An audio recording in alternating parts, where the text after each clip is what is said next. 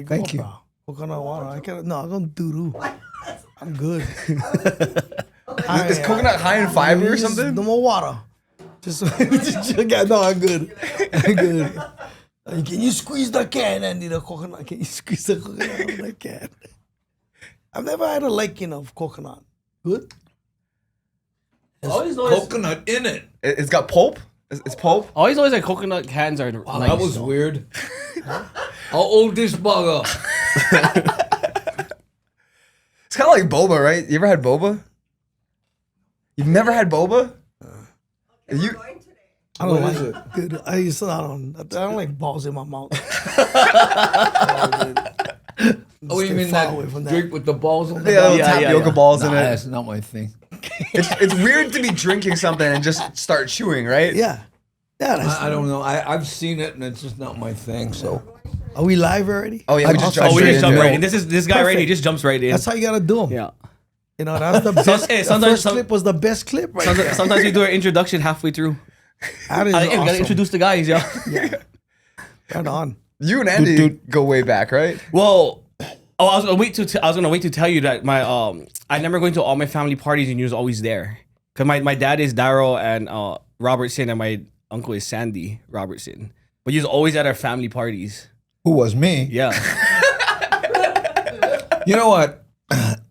Anything that has the word But you wasn't- remember in it. But it was when we were young, so I don't know what was going on because we were kind of young. So, We talking about but you Wayne and wasn't I. performing. You wasn't performing. You were just in the at the parties. Wow. Yeah, well, I'm sorry.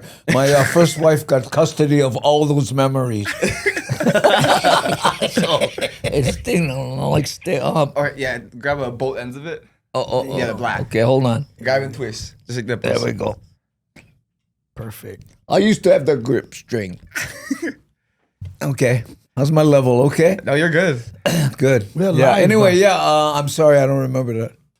Yeah, I was really young though. I remember you being there, but you wasn't performing. You just be. Oh. But who knows what was going on at that time, right? Where was But, this? you know, my Where was standard- this? Where was this? What part of the It island? was all over because we have family. We have family all over. Oh, so Andy would just kind of pop in. Yeah. Yeah. Well, you know, my standard answer is wasn't me. I wasn't there. Honest officer.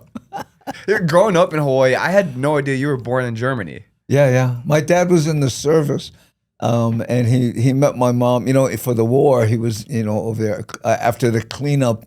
You know, after we killed all their men, and my dad met a German girl there, and there were three of us born in Germany, what we call the first batch, and then we moved back, and hopped around the country while he was in the service. I was kind of an army brat, what they call army brat, living all over. But by fourth grade, I was back in Hawaii. So your dad is originally from Hawaii? Oh yeah, he's from Big Island, Hawaiian Filipino. My joke is, so he loved to clean his yard, but he no more land. Yeah. So growing up, you grew up on Oahu? Yeah. What school at Oahu? Well, West Side, elementary, intermediate, and high school, Waianae. Most of high school. You did drop out, right? Yeah. I dropped What out. year? My dad kicked me out of the house. I was, 17, something like that. What year was that? That would have been, 71, 70, somewhere, something like that. A little bit different time. Well, it was, back then you never have child protective services on speed dial, right? So, and I told him, you cannot kick me out. You got to pay my bills till I'm 18. Yeah, sue me. What was the instance that got you kicked out? Well, he came home and he found me in my room with a girl, and he thought we were doing the deed, and he's old school. Oh, you that kind of filth in my house, and I went, Dad, nothing was happening. I was at the point where I was trying to convince her you cannot get pregnant on Tuesdays, right? but he came in and he snapped, Wow. Yeah, I know. He was, but that's old school. I'd you rather know? catch my son in there with a girl than him just whacking off. Well, but not only that, I said, Dad, what if you came in and, if I was with a boy? Now I can see, maybe your generation would Yeah, what snap. would you do if in that situation? Yeah, well, I can't answer that question. yeah. I mean, not me personally, but being a dad of 2 openly gay sons, Right. Like Andy, I grew up, when I always tell people there's 2 types of Filipino men. There's the happy, horny Filipino guy, and then there's the angry Filipino man. Yeah. My dad was like Andy's dad. Yeah. Raging alcoholic. What he said had to get done. So I had this concept like, dude, you don't bring anybody to the house, right? So Yeah. when my son Wow. brought his boyfriend to the house, and I told him, dude, you guys gotta stay in the living room. Right? I came home one night from one gig and I seen the car. I was like, these guys better be in the living room. Right? So I got there, I was sitting there in the living room, but nobody's there. Uh-oh. And I know what I was doing in the room. And it was hot. No, dude, I'm gonna be honest with you guys. I know what I was doing. Yeah. At That age. Dude, at 16, I became a dad. Okay. Okay, Well, so early for dad. me, dude, was like, But it's not like he had that problem, right? no, but still. But look, the last thing I need watching David Letterman and thinking about Brokeback Mountain at the same time wasn't cool. Any sound that I heard, I was in the living room, play Connect 4. You guys look at Connect 4 instead of Connect 2. Yeah. So, for me, it was just kind of like, didn't matter, bro. Just, Yeah. you're not doing that in my house. Sorry. How old was he at the time? He was already like 18, I think. Oh wow. But still, you know what I mean? Like, just, we grew Both up butts, with keep that still. mentality. We had parents that were, even though I never listened, paid attention, But you didn't kick him out. No. See. Yeah. Yeah. So when you got No, you didn't. When I think back on it now. what year was that? Oh, dude, I don't know. When people ask me about my kids, then their age. My son is 40. Yeah. No, you know what? It was 2000s because I remember going to Hawaii night prom and then My son was there? Yeah, your son was there. Oh, okay, so and you're- I was like, Yeah. oh, he's kind of flaming. Yeah. No, he was. Yeah. Like, yeah. But the thing is, like, Kind of inflaming. Dude, Don't like- really go hey, together. if you watch my first DVD, and I talk about this a lot, like, I was dealing with the challenge because, like I said, my dad, any signs of anything feminine was like, you pick up the food, what you picking up that? What you doing this? so true. You know what I mean? Like, what you fucking picking out with Yeah, your face? I know. Yeah. So like any kind of sign, right? Was like, so for me, even when I talk about the topic of, having to be a parent of, children that are homosexual, at the end of the day, we gotta put aside that because that same kid that you saw at birth, that's who you made a pledge to take care of. Right. Doesn't matter. But I had to, I'm human. But I had to live through the, dude, this is tough. And the comedy, gonna be honest, the comedy helped me through the whole thing. Like being honest on stage, right? And that's the thing that a lot of people sometimes don't get, the fact that we being super transparent. Andy and I wouldn't been right sitting with you guys right now if we never tell the truth. But Robin Williams used to say, it's cheaper than therapy. You got on stage, and the hard part is when you go out there and you lay it all out, and people laugh, and that's what you want. But at the same time, you're like, well, you know what? This is my pain. Correct. So vulnerable, right? Oh yeah, at the same time. But it's funny when you think about gay people, right? How many people say, "Oh, you aren't born gay"? I don't know if I can believe that. 'Cause I can't imagine some young boy, grows up and around 7th grade says to himself, "You know what? I'm just not getting beat up enough. I wonder what I could do. Yeah. Maybe walk one certain way. Maybe Dye lower my hair. Yeah, maybe it'll bring my tone. Because I'll run funny." hey, dude, I'm telling you, that's right. You know, one day it was like, Dad, can I have $20? And as soon as he came out of the closet, Dad, can I have $20? Like, what happened to your voice? Exactly. You know, so yeah, I believe that too. You know, I think we developed a culture, and we now kind of live and accept it. And I do this in my act. You guys haven't seen that? Come back to the shows. Yeah, it's good stuff. A lot of new material. You know what I mean? Like, and the bit about if Trump wins, we gonna move out.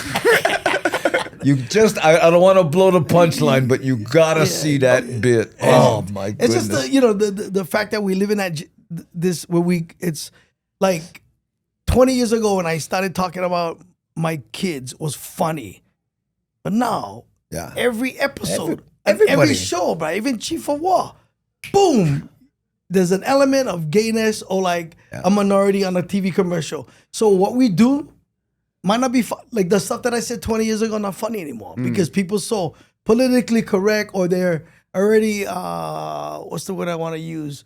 They're already accepting, right? So you get gays. Oh, I'm not even tell that joke. Get my age. But you know what? It's interesting, the evolution of comedy. You know, what I got censored for back in the day when I was doing Showtime specials and stuff that cut out large blocks because I was making ethnic stereotypes. Really? And then all of a sudden, fast forward, you see Joe Coy doing that through his whole act. And I love Joe Coy, and it's funny, don't get me wrong, but how much we've evolved from, and especially in Hawaii, you know, people say, oh, you guys do ethnic jokes. I said, no, we don't. We do local jokes. The difference between ethnic joke and local joke is local jokes have insight into the culture. Right. You know, when we teach Filipinos, we know about the Filipino culture, or when we teach Japanese, we know about, like, I used to do this joke. I said, ethnic joke is, why do Japanese make good mailman? Because they can check the mail slot good. Right. So like, you see what Andy's saying? Yeah. Right? 20, 30 years ago, that stuff was funny to guys that live in Hawaii. Yeah. On the mainland was like, what's he doing? They now, spit coffee. Dude, you do 2 minutes of that, you're selling out arenas. Yeah. You know, and we're told that. Think about this, growing up, we're told that in order for us to be successful, we got to be like everybody else. And yet, right now, in this day and age, what is the most attractive accent? Pidgin. Yeah. Crazy, right? And guys like Andy and I, who grew up hearing that, talking that, and translating that in comedy, understood that, right? They never understand because we were told back then, we got to be like everybody else. And when you watch Andy's stuff 30 years ago, it's groundbreaking. Groundbreaking, bro. If he did that and social media 20 years ago, this guy probably would be bigger than everybody else because now you do a little. And you're selling on arenas because you had, what? You know, Because didn't have Instagram back then. We only had 3 TV stations. And yet too big. Bro, so I came out, you know, the second wave. I think there's waves in comedy. And Andy told me this early on when I was his opening act. There's several things that I learned from this guy. You know what I mean? Everything comes in waves. Like, there's, you know, you had, you know, Rap Replica, Frank DeLima, Andy Bumatai, Malcolm Bang, and then you know. But even before that, you had Ken Bowman and Sterling Mossman, and, you know, I'm going to show my age. I didn't, you know, that was my dad's generation. But, you know, people talk about, like, who is Kent Bowman right now? Nobody go, huh? Yeah. Well, he was doing Rap Replica before Rap Replica was doing them. And this everything, is late 50s. Right. And everything you hear, like, in local comedy, the essence, came back. These guys were doing it way before the young guys doing it on TikTok now, going, putting on wig, going back and forth. Bah, this was done already. So I saw it's so hard to sometimes watch this stuff because it's been done already. Right. The difference is you didn't have that short form, vertical, you know, aspect ratio thing that is so people can do this now. You know, they had to watch us on the TV, appointment TV, do it. And you have to beg. There was a commitment. Please come on. And that's a beautiful thing about what you guys doing right now and everybody else. Man, in an instant, you can take off your clothes and make $80,000 a month. You talk What? about He's been lonely thinking about fans. it. He's been talking about no, it. No, but that's the reality, which is cool and which is sometimes, like, well, what is funny, right? You see a guy do a minute, 2 minutes, clipped, and then you go watch his act and you go, Yeah, there's no Substance. there's no unique perspective on a subject that makes people go, oh man, I never know that. I And then mean, like take for instance, one of my favorite things and what I think is funny is when you watch these women on Instagram putting on loads of makeup the whole time talking about the importance of authenticity. You know, I'm going, okay, there's a juxtaposition you don't see too often, and they don't even see it. You know what I mean? It's just like, and if we talk that way, we look like we old guys complaining. We not. oh yeah, We're not. It's just the evolution of comedy and where it's at right now. And you have tons of choices. When we're doing it, dude, I remember as a young opening act for Andy, we spent like a day just putting up posters, bro. Yeah. Remember that? And then maybe hope, that was last week. hope maybe 50 people come, right? Yeah. Right. But back then, with these guys, like, you did 1 or 2 jokes and 10 people came. It was like Amway, bro. That 10 to 10, that 10 to the 20. That's how it was back then, right? Yeah. And it was a lot harder. That's why you only see, you can only name how many comics can you name the last 20 years? And it was the guys that I grew up watching. Yeah, and not to put these guys down. I mean, if we had Instagram back then, if we had everything you guys have today, we would have done it that way. Absolutely. But what I'm saying is what it generated was a crop of comedians that knew all you had to do was, like he said, get naked on or look good on or put a wig on Instagram and act, and improv, and suddenly you got a room full of people. But when you get there, if you're a classic comedian looking for the classic stand-up, it's not there, And again, I'm happy for the success. Go for it. I'm not saying don't do it, but I'm just saying for old school guys who are looking for unique perspective, I mean, there are some jokes out there, like this guy says, this is a classic, and I wish I could remember the comic where he says, you ever be driving and you look in your rearview mirror and you notice it says ambulance backwards, right? Who's that for? Someone who sees sirens and blinking lights and goes, oh, honey, look, an eklanubma. I mean, that's a pure comedy observation, right. And that's the kind of thing we strive for. It's an art, Yeah, it's a very cool storytelling, truthful art. Because you guys know how many people you've interviewed and you go, this guy's BSing. There's some. There's Right? a few of them, right? No, like you can sense that, right? And I think the reason why Andy's been successful, Frank DeLima, who's been in the business for over 50 years, Andy over 40, me over 30, is because you don't get the BS. You just we try our best to be as genuine as we can and tell you a story that's unique, tell you that story that's relatable, or maybe even like catch you off guard and go, ooh, I never know he know that. Right? And that's the cool part about living on an island, dude. like when, and this is a true story. I took Augie to remember Princeville on Kauai. First time he'd been on a 5-star hotel, right? So he called me up. Hey, Andy, I think somebody broke inside my room. I go, what you talking about? And I think about a mahu. I said, what are you saying? He goes, bah, the guy broke inside my room, made my bed, and left one chocolate on the pillow. It's a true story, bro. I was paranoid. I was so paranoid. I said, paranoid. whatever you do, boy, no eat the chocolate. When I was his opening act, I stayed in places like, I grew up public housing. Andy grew up poor, right? Yeah. And to get the taste of little things like that, it's just so. And that kind of story, you laugh at because it's genuine, because it really happened. Yeah. And I was a little bit drunk, but I was sitting there going, but it's not my room. You know what I mean? Like, so many times, bro. Yeah, There's so so many many. times I'd call him up and go, I'll tell you the moment I knew you were gonna be a great comic though. Now you gotta imagine, brought up Farrington, kind of we're cruising around these places and had this tranny, right? Now and back then we had never have that many, right? And Augie, like one small kid, was just staring, looking like this, and I'm going, oh. And she said, excuse me. Yeah. You used to be one man. But I knew, but like, you gotta poke the bell. I wanted to see if the bell was gonna attack. Exactly. Gotta make sure the bear's a bear, right? Yeah, it's like, you grew up Kali, bro. Michael, No, but is all of us sounding innocence, right. Michelle, excuse me. Excuse me. You But- like push the limit. Oh man. What was the response? Huh? What was Nothing. They just kind of look at you Nothing, like, just the guy. Yeah.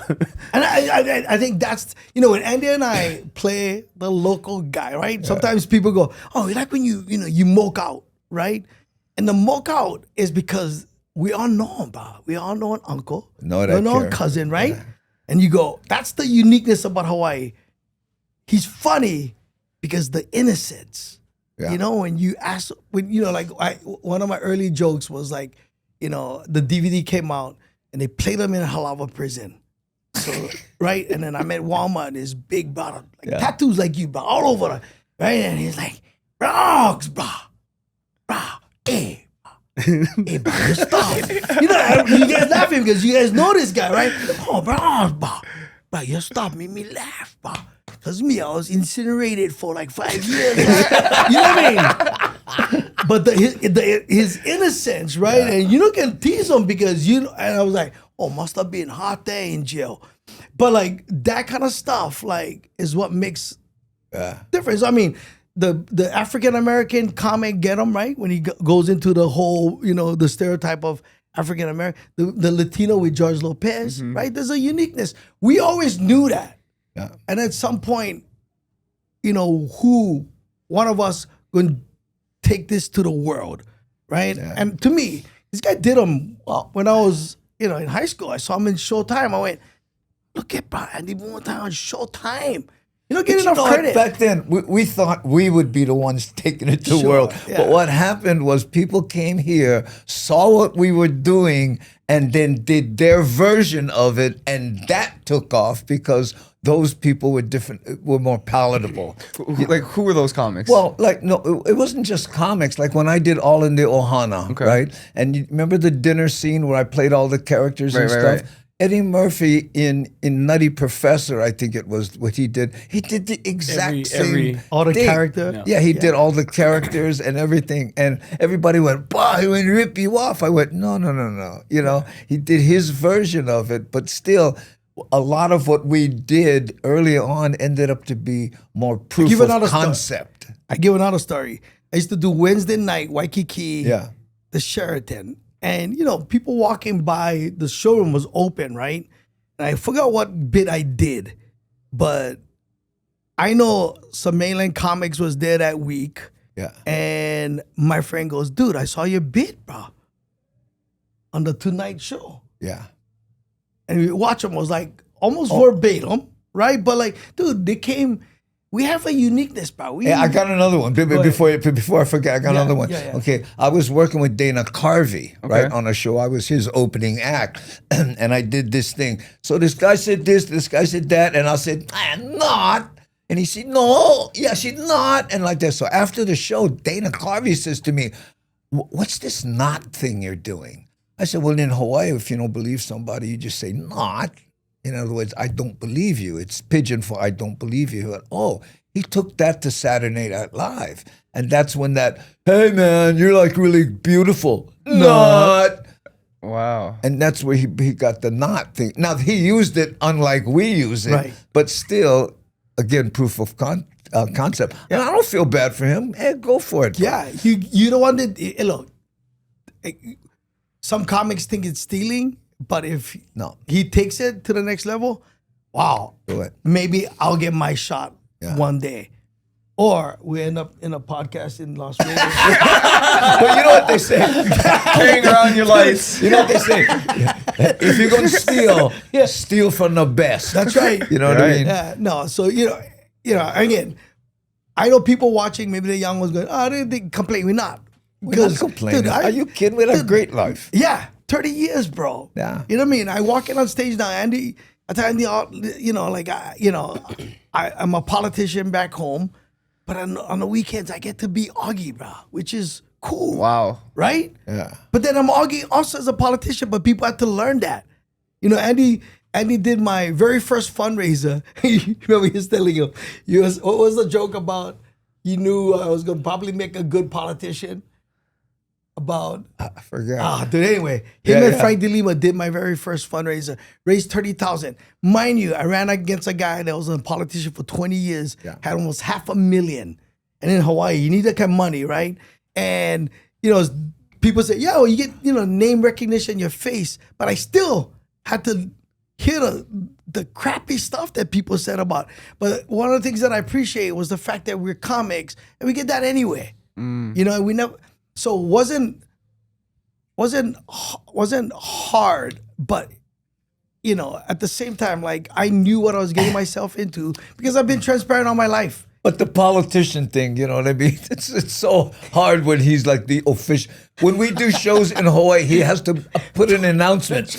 You know, the subject matter and things you'll be hearing is not a reflection of the city and county of Honolulu. You know, it is purely the, you know, and like I'm going, like the city and county is going to come up with some of the premises he came up with. Right? Or people that dumb and go, what? Huh? He not the councilman. Stupid, right? Oh. But I get it. I get what they're doing, you know. But again, at the end of the day, dude, and if you all you have to do is go back and read Andy's history, read my history. We've done things because we just wanted to do them. Right. Yeah. Well, not only that, you know, to survive our childhood, you know, I always tell people, you know, the worst, you know, detriment to a good comic is a stable upbringing. You know, you have to go. And it's the same as with actors and people who, you know, if you grew up, you know, with a silver spoon in your mouth and never had any adversity or the thing like, you know, it always reminds me of that Mahu, you know, in Waianae High School who used to watch the lunch line, and this new kid came in and said, he go, "Hey, never mind kapu cuts, bro, get in the back," right? And, shut up, Mahu. And the Mahu, this actually happened, walked up to the guy, said, "Okay, you knew, so I can give you a chance, yeah?" "What am I?" He said, "Oh, are you Mahu?" "Yeah, and where I go school?" "Waianae." "So who you think scrap more in their life, me or you?" In other words, back in our life, and this guy dawns on him, you know?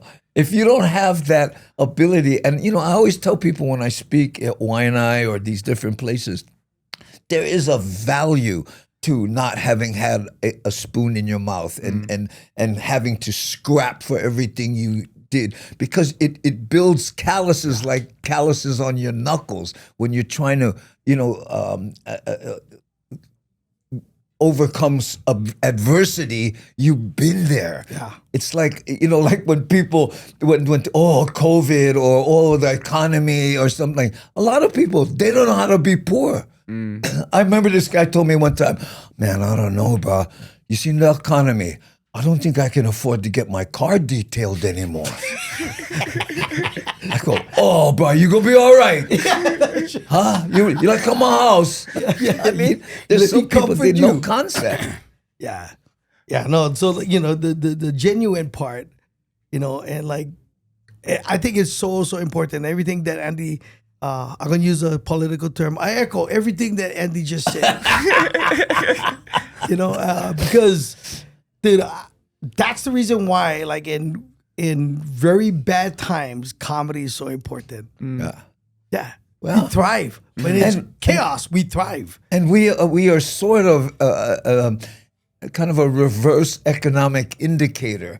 You know, the worse things get, the more people want comedy because they want that relief. You know, we are the new court jesters, as are all the comics. You know, when things get bad, guess who does the teasing without getting burnt? You know, if you sit in a microphone and say, oh, this, that, and the other thing about the political situation, oh, people come after you. Yeah. You make it funny and do it as a joke, people are more likely to accept it. And, you know, because I'm in the political realm, one of the things I know the last 30 years, if you start talking political on stage, nobody wants to hear that. Right. No, they don't want to hear it anymore. So I think people come thinking, what are you going to say? Yeah. I wonder if you're going to say anything bad. No, because it's boring, bro. Unless you go see a political comedian, Right, that's what right. you want. Yeah, that's what you want. But most people, They they just want to come there for escape. Just like me. Yeah. The last thing I need is to go talk about, you know, my colleague. Name names. We're just trying to be the best person they can be. You know, like trying to fix the community. Right. And we don't agree on everything, but I get it. You know what I mean? Like, why am I gonna pick on you? No need. The voters gonna pick on you. They're not gonna vote you in.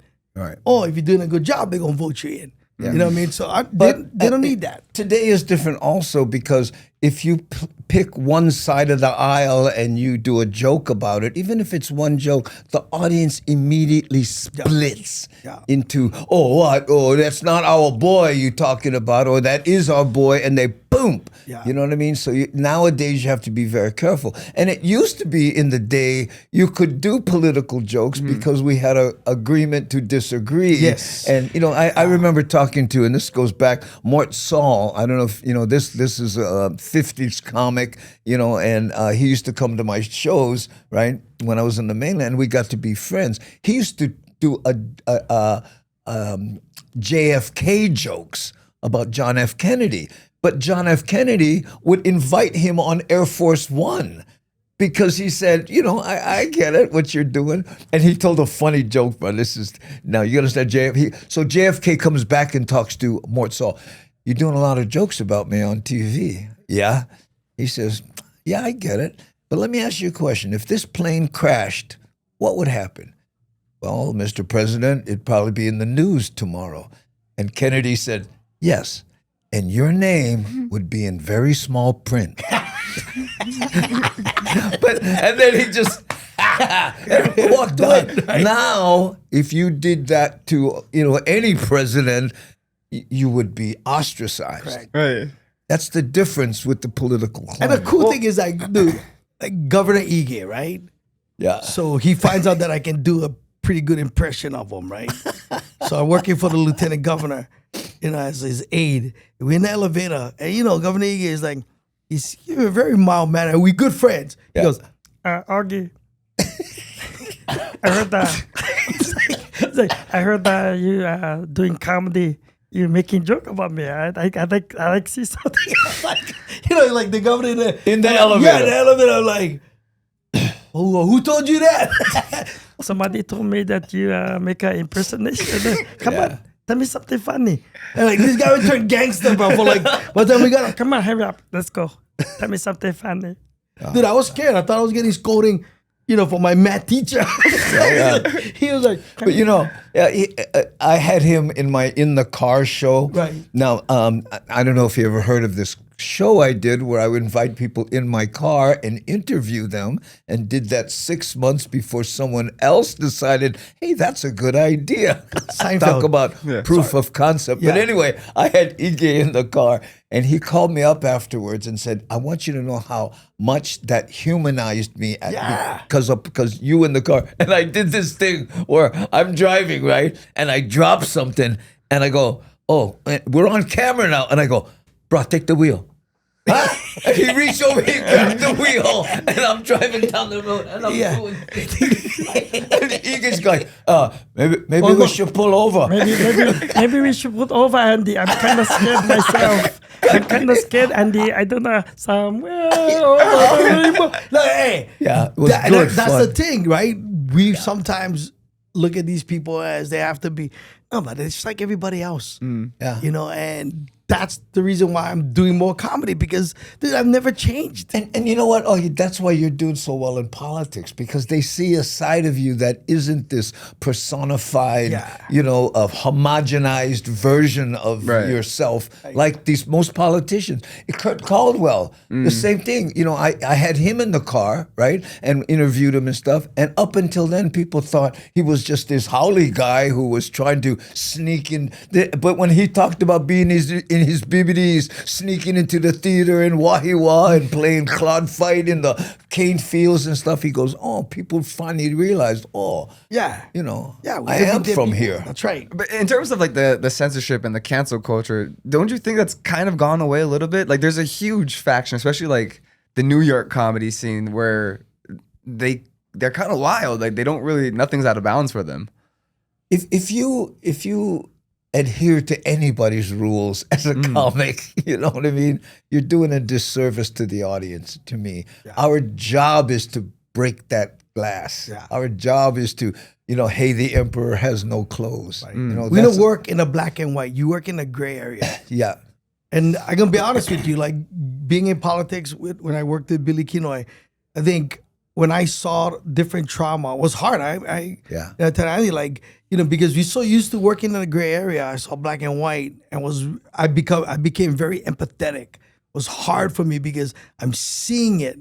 You know, I'm like, man, I thought I was poor. It was hard because prior to that, you don't, where trauma is, that's where you find comedy. You know, even in happiness. And you work in that area, but man, there was a moment where I felt like it was hard because I became empathetic. My kids got older. They went, "You're not tired about teasing us?" The answer, no. But like, you know, I get it because you saw it everywhere. Yeah. Right? You saw it everywhere. But at some point, you know, and again, this is like me being in politics. At the end of the day, it doesn't matter what you say. Even if you do good, people get something bad for say. Yeah. Everybody has an opinion. Doesn't matter. What? When you were teasing your sons, you know, I don't think they realized what a service you were doing for the gay community in general. Because there are people that aren't exposed on your level to it, and then they start going, oh, okay, I get it. You know, that's what it's like to be. Like someone said to me the other day, you know, we're talking about trans people, and someone says, well, how many trans people do you know? I mean, just the question, I went, well, I don't count them. You know what I mean? It's like asking how many black friends you got, right? Yeah, exactly. How many black friends do you have? Well, I have 7, which is up from last year. You know what I mean? It's crazy. And I'm projected to have 9 next year. Exactly. You know, but I mean, just the question alone tells you that, you know, that we ought to touch. We ought to touch. Yeah. Yeah, we got to. Again, it goes back to like, why is that person on the commercial? Why is, like, who cares? Who cares? Well, who was the Bud Light trans guy and then all that? Shane Gillis? Yeah, and all that hoopla. I mean, it's like one of those things. Just, you know, don't drink the beer if you don't like the advertisement. Same thing. Yeah. But no, you gotta destroy the company because someone Shoot it up, right? Who was that? Kid Rock. Yeah, but like, you know, but as because we at some point was like, dude, why is this a thing? Right? Why is this a thing? And you know, then now you gotta defend that thing. So it's like if we never got to that thing, then this conversation wouldn't happen. You don't think like because where we're from, like we were around it more? Yeah. So like over here, I was kind of like, I grew up with it, so it doesn't fucking bother me at all. Yeah. What do you mean? Homosexuality in general? Yeah, exactly. We grew up around it, and we're multicultural, so. Right. Well, in my act, I said, you know, when I was growing up, you know, it's difficult now because back in my day, we only had 2 flavors, had Mahous and Bucci, period. Yeah. You know, but now they get LGBTQ, QRSTYWX plus. WRX, And so you're expected to know. You're expected to know all that. Right. And it's like, you know, I mean, this is a terrible analogy, but I said, you know, like when people say, oh, no, I want you from now on to, you know, reference me as they or whatever their deal is, right? I said, that's like going into Starbucks, you know, and say, oh, can I have a large? I think you mean grande. No, I mean large. This is America. Just because I want to buy your drink doesn't mean you get to tell me how to speak. Wait, but don't they actually do that though? They do that. That's what I'm saying. Yeah, you mean No, that's why I don't go to Starbucks because I fucking can't remember which one is which. Never noticed. I only drank coffee since the coffee shop opened next door because it's small, medium, large next door. When I go to Starbucks, I don't fucking know. It's And there's too much what is fancy, it? fancy What are the names. three and- flavors? You know the Does anybody venti kinda know? guy? No, but and then think it's it's like, one. oh, caramel walls, this is. I'm like, fuck, bro. The first time I went there, I went anxiety attack when I was inside there. And then I never went back. I was like, fuck this place. Never went back. He reminds me of like when Starbucks first opened. I did the grand opening in Hilo. I watch it, but it's about to come out. But it's like, hey, looking at the menu. You never know what he was looking at. Yeah, he looking at the menu, but it's like anybody in the back, like, you know, like, shh, shh. Can I get a mocha? Mocha, frappuccino, yeah, a small frappuccino, mocha, frappuccino. Oh, you mean, what is small? I don't even know. I don't even Venti. know. No, What? it's not lot. It's Tall, right? Tall you mean- sounds big to me. Right. You mean tall. No, it means small. You know, but like just the whole, you know, can I have a mocha? and they started in Seattle. Where did they come up with this new? But it's all part of creating an experience, A and lifestyle. an ambiance, and all that. But Right. again, the gay community, that's where they got those cues. Okay, I want to be called this. Well, just because you identify as something doesn't mean that I automatically have to, number one, know. Right. And number two, I don't, teach me the rules then. I don't want to offend We're doing anybody. 24-hour make-believe now. Remember when you were small, you used to have to play make-believe in your class. What are you today, Andy? I'm a fireman. That's right. You're a fireman. I know where this is what about going. you? Oh, I am a doctor. That's right, you a doctor. And then school, class finish, you're done. No, Right. it's like, what are you? I'm a doctor. That's right, you are. No, you're not.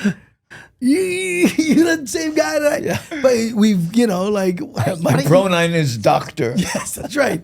It's like we playing grown up make believe, bro. Yeah. We playing grown up make believe. I am. But this is Dan. all- No, you're not. You, him, Junior. Remember Junior? I remember Junior. I don't remember Janice. Oh, you play makeup, adult make believe. Yeah, So, yeah. But all fodder for comedy, Correct.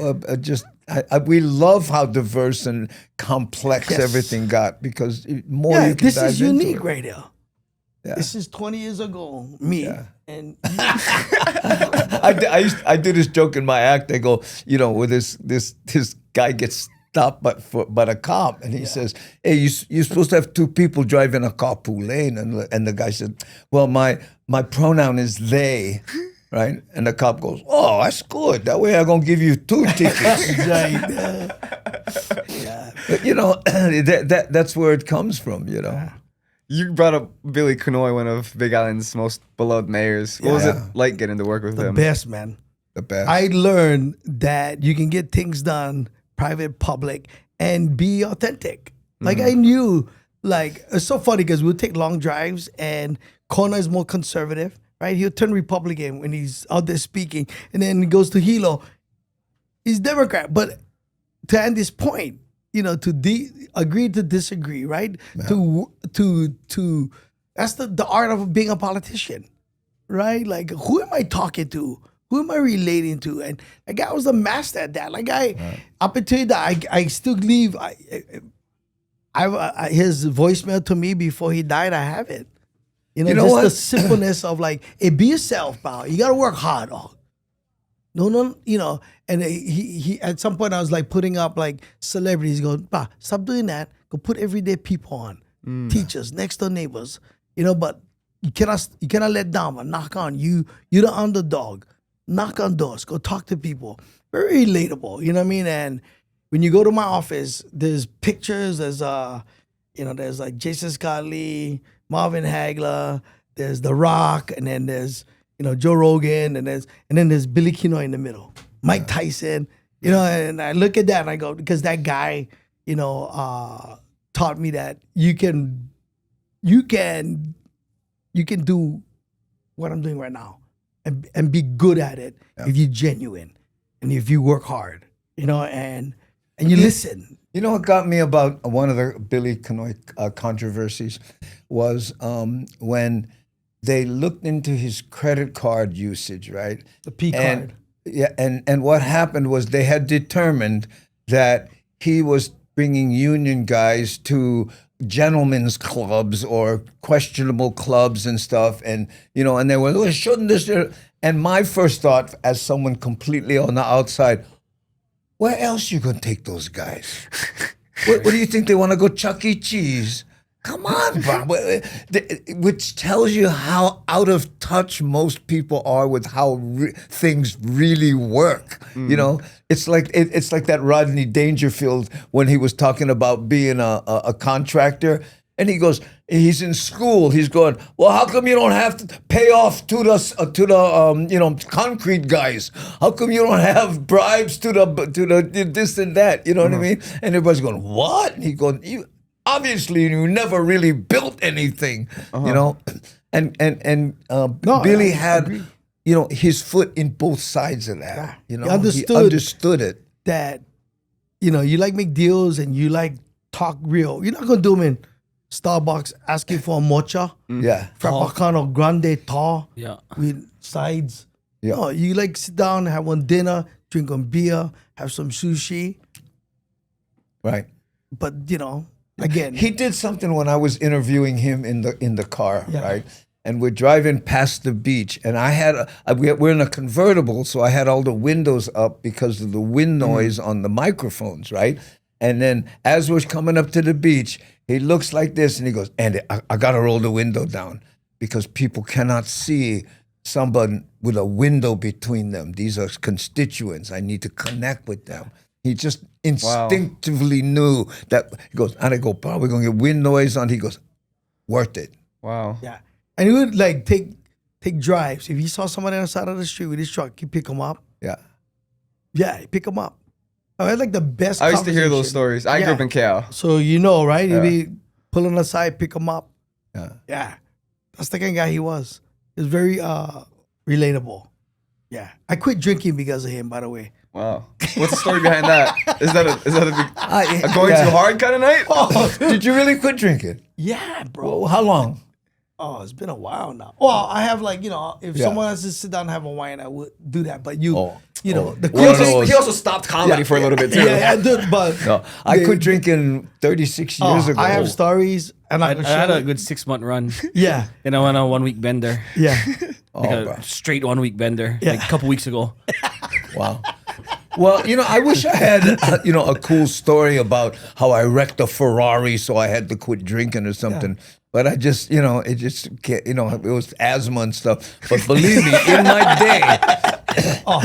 in my day, I tilted a few back. Dude. I remember one time I was so drunk, I pulled up in Ala Moana. I didn't want to drive home, so I pulled up to Ala Moana Hotel, in the Port Cochere and parked. I had a brand new Porsche at the time, the red one, remember? Parked it right in the front, all drunk, went in, got a room, and went upstairs because I was afraid I was going to crash the car, right? The next morning, I got up, and my car was parked right in the middle, blocking all the buses and all my phone rings. Mr. Bumatai, you got to come down here and move this car, or we're going to tow it. Oh, it was If crazy. had social media back then. Oh my God, that's all over Hungry Hawaiian. Oh my God, we would be We're a so mini lucky, series. man. All over mean Hawaii. Bro. Oh, Yeah. lucky didn't I have have a lot of back those then, too. Thank you, Jesus. Some of mine did end up on social media. I always say I quit drinking because of Billy, because, man, we used to have so much fun, like work hard and play hard. Yeah. You know what I mean? And Uncle Mikey's or where? Oh, dude, just, this guy would wake up. That's the thing, like the next day. Hey, let's go. I'm like, oh, let's go. and he's in a committee meeting talking about, water issues, man. And you can see him sweating. I'm like, standing there going, I gotta go home. But, dude, again, maybe one day we'll write the book. Oh man. Dude, I remember my favorite one of my favorite quotes with Don Ho, right? And Linda Coble was interviewing him. and and she says, "How do you want to be remembered?" And Don says, "Remember, I'm still trying to get people forget things I did." But that's how I feel about it. Ooh, most people don't know. Right? Lucky, man. Yeah. Yeah. When you got kicked out at 17, where did you go from there?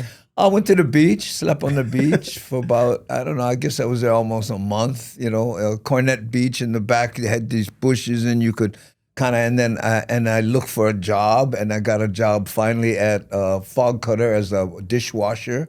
And my friend's father owned the place from high school, so and then with that money, I was able to pay somebody and sleep on their couch and, and then took it from there basically. I mean, that's when everybody, maybe I don't want to tell that story. If you're gonna be homeless, the best place to be homeless is at home, right? Hawaii, right? Yeah, well, it's just kind of sad because I remember I was walking to work, right, to wash dishes because I washed at night. And as I was walking past the high school, my class was graduating because, I'd been on and now, and I remember seeing all these guys graduate and the only way I could justify it was to think, okay, these guys all graduating and they're going to start, right, their life, right?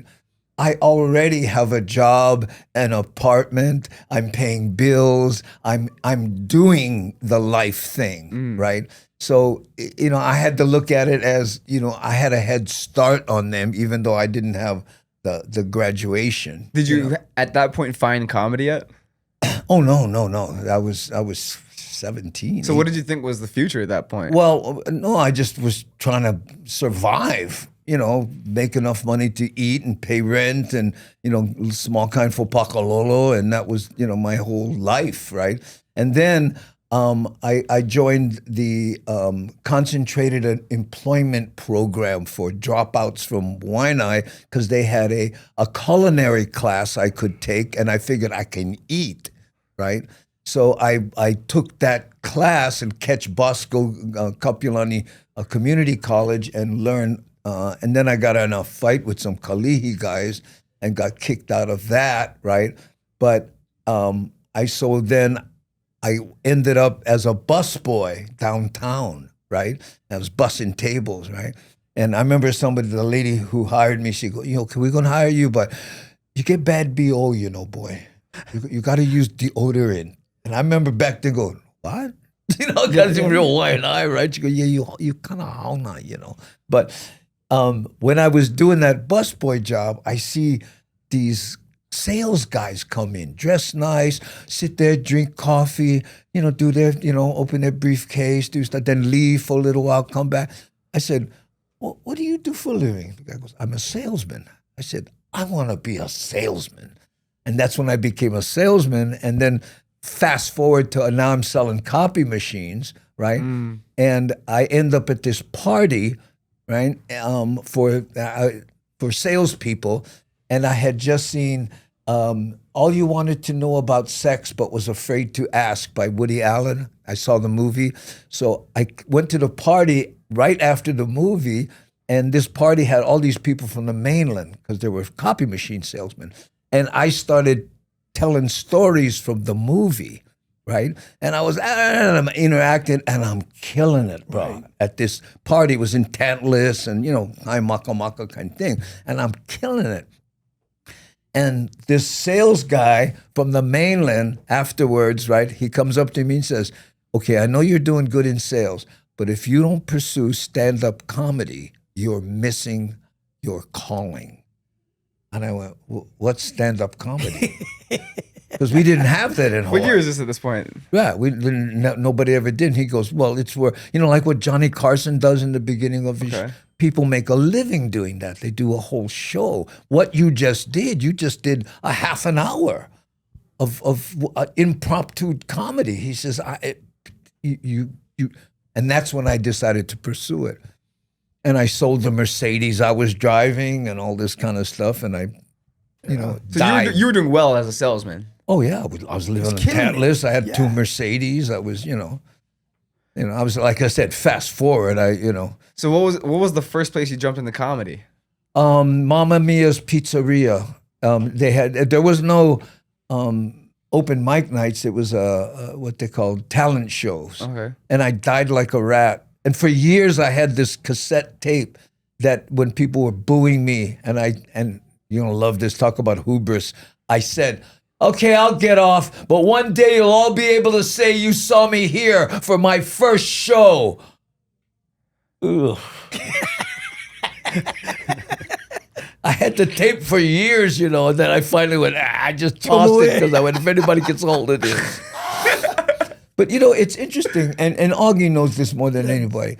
When you get rejection as a comic, or I would say in generally in anything, you have to take that rejection and use it like a log, and you put it on your burning desire, your fire of desire, and as that gets brighter, then because you have to.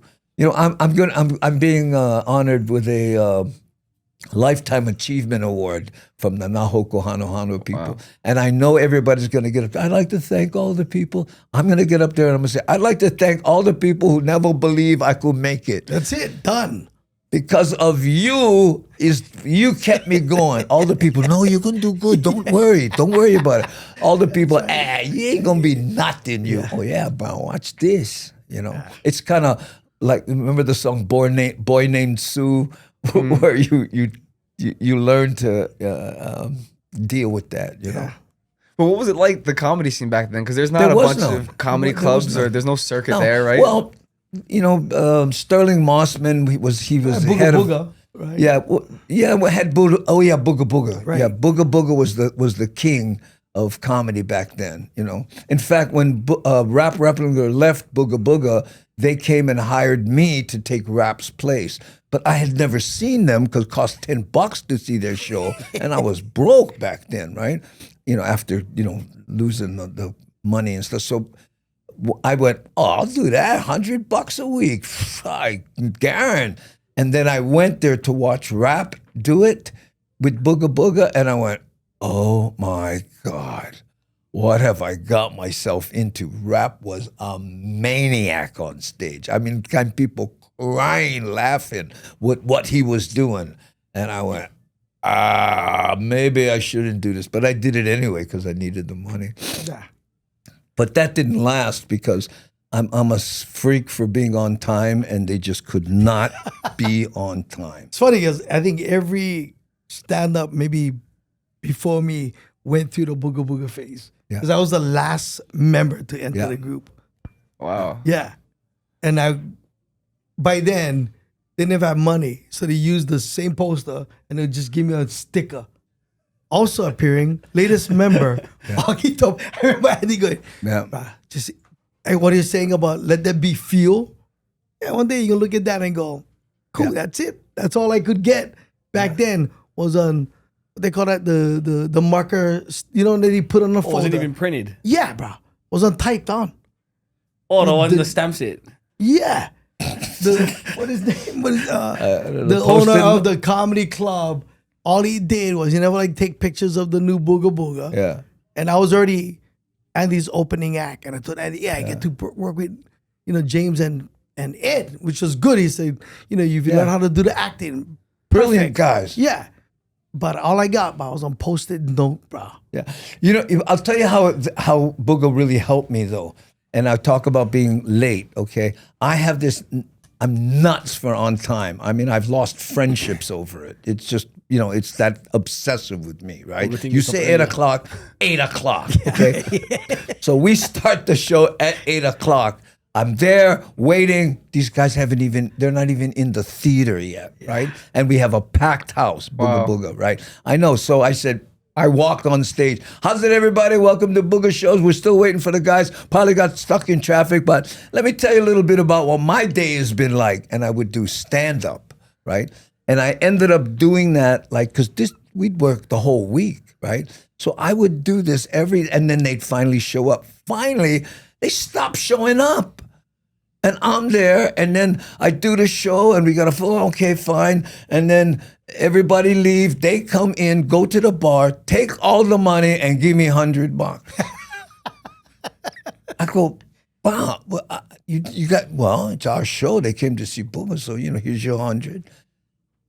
And I went, and that's where I honed my act, and eventually went to Kojak's. I think that's the thing. You know, Andy always talks about like, I gave Augie a ton of advice, but he never listens to any of my advice. I did one: be on time, start on time. Yeah, you know, and that was one. Yeah, that's dude. If it's 8 o'clock, right, Andy? Well, I don't care if you're late. Yeah. In fact, if we can start early. Start early. Yeah. But let me justify when he says he hasn't listened to anything I said. Okay. You know, there are some basic comedy rules, like, you know, don't introduce a premise 2 times. Don't, you know, don't talk after you say the punchline. No, the town was so small, the mice were hunchback. Pause. Right?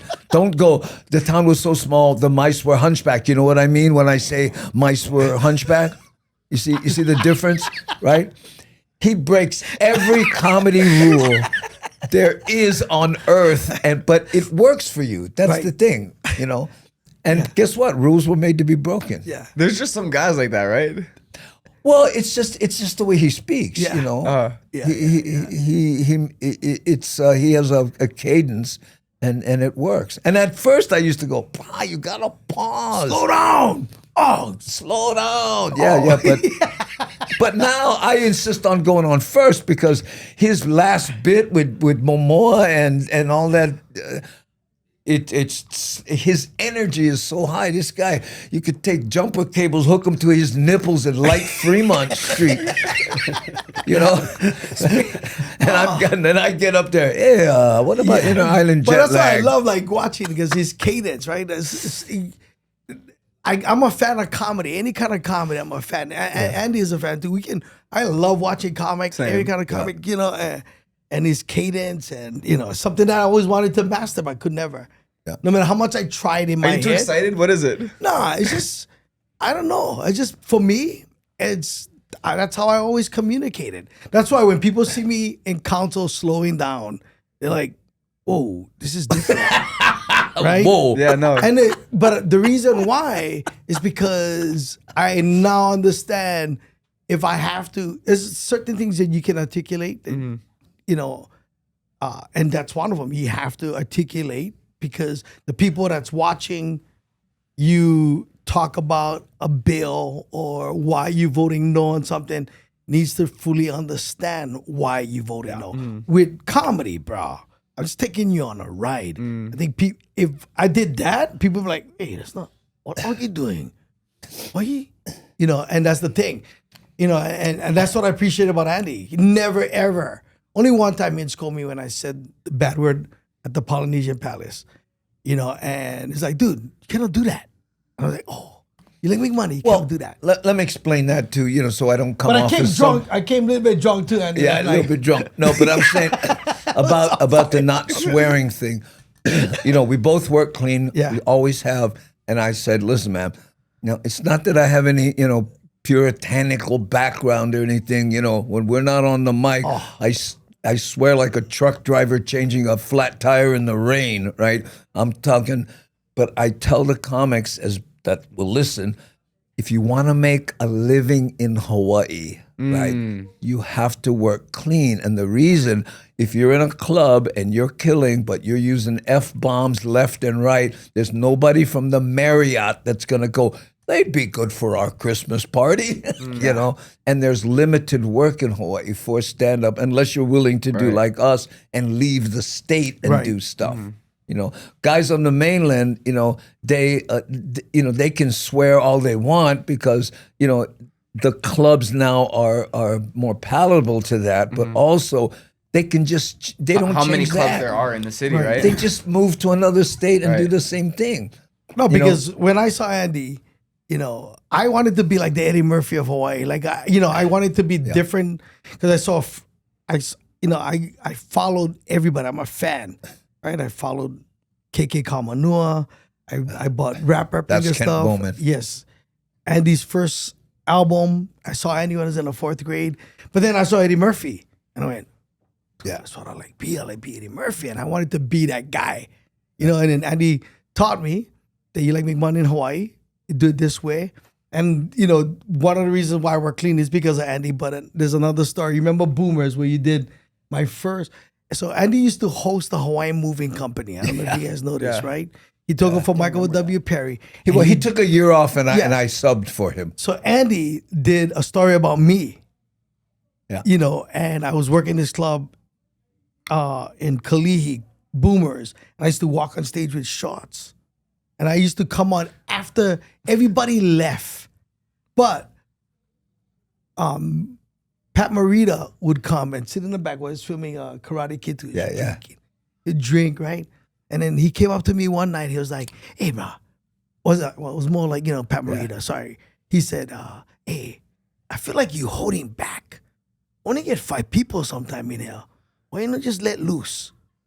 Just let loose, because I feel like you have something for say. And that's when I understood, like, you got to find your voice. And you can find your voice working clean. But I tell this story because it was 5 people in the audience, and we never had LED lights. It was a light that you couldn't see in the audience. Dark room. And that night, I was using every profanity. I was talking about everything on molestation, rape, everything, bro. Right? And my dad and my uncle came because my dad knew get beer credit. So they wanted for over to drink my credit. Right? My dad and my uncle came walking in. My dad saw me talking about that kind of stuff. I'm 32 years old. He walked on stage scolding me in front of 5 people. He was like, why you? Yeah, he go, what you think about? Embarrassing. Boy. He was calling you boy. Yeah, embarrassing. You talk like that. You disrespected our family. I'm like, dude, I'm 32 years old. Right? And then Pat Morita comes on, Andy. Yeah. I never tell you that. Pat Morita comes on, and my dad sees the Karate Kid. And he goes, hey! And Pat tells him, and then after that was it. Yeah. But there's so many times where, like, they went in, and when I opened for Howie Mandel worked in a round. Andy, I think 1 week, showed me how to work in the round, right? Yeah. Because I did it when I opened for Tom Jones. He only worked in the round, you know. But then Mostly. that day, my dad only knew Howie Mandel from the cartoon. And my dad is a typical local guy, bro. 4th grade education, raging alcoholic, right? He come backstage, you see, you know, Howie Mandel, and how, you know, like, you touch his stuff. Right? And my Big germaphobe. Yeah. Yeah. And my dad reached out, like, you know, local guy, hey, you know, kind of a cartoon character guy, you know. And then Howie never like, and he was like, How he doesn't shake hands. Dude, my father was like, hey, F you then. Like, like stick finger. Like, yeah. And how he laughed. And, that generation, that was the ultimate insult. He was like, last time I tweeted Mandel, because I opened for him like while I was in office. He was like, how's your dad? I go, dude, my dad passed away. But that's the one story he remembers out of all the times that I opened for him. How's your father? Because my father looked at him and went, hey, about F you. His stick finger. And I was minutes away from walking on opening for him. But Where were you that's opening not for, the first Matt? time Howie heard that. no, I was at the Sheraton Waikiki. Wow. In the round. It was on Pack House. And this guy was doing St. Elsewhere already. He had Bobby's World. And Sure. yeah. Yeah. You know, talking about working clean, right? And small club. Frank Shaner, I went to see him work in a small club, and he was blue streaking to the max, right? So I said to him, "Bah, you know, he goes, I only do that here. You know, this is the only place, but it's where I let go." I went, "Oh, okay." So Kenny Loggins people called me up to open for him on this small tour he was doing, right? So I said, you know what, I can't do it because I'm doing something else or whatever. I said, go check out Frank Shaner. I think he would be a good opening act. And they said, yeah, we heard that. So we went to this little club. He's too blue. Yeah. And See, the times have changed. That's, back in the day, I got to open for like some pretty cool acts like Temptations. Yeah. And Andy too. Like, Caesar's Palace. But they want you to work clean. Yeah. And you have to have the tight 20 minutes of just clean stuff. Now, so different, right? Yeah, it's so different. Well, certain words are okay, but you can't, just be gratuitously, saying blue. the F word. Yeah. I'm a Legion of Skanks fan, like Big J. Okerson, Louis J. Gomez. So Me too. That's I get it, but what I'm saying is, if you're opening for the acts back then, you couldn't make a living doing it. Yeah. Now, of course, you can. Yeah. Right. People expect that because they see that, right? It's like we've already, we're already living it. Yeah. There's no way, you can escape hearing brother talked about going to, Starbucks and swearing. It's there. This format allows you to do it, and a lot of people like hearing it. You know? I just have this I don't know, this mental block. You put a microphone in front of me, and I just can't swear. It just ingrained in me. But again, when we're off hanging out in the parking lot, I'll drop F-bombs. Because they're like I do this. I've never done this joke, but I said, there's a whole generation with only 3 adjectives. Awesome, F, and effing awesome. That's the only 3. I should learn some adjectives, for you guys, because a lot of times what I'm hearing, and again, this will sound like, hey, you kids, get off of my lawn, but it's a lack of adjectives.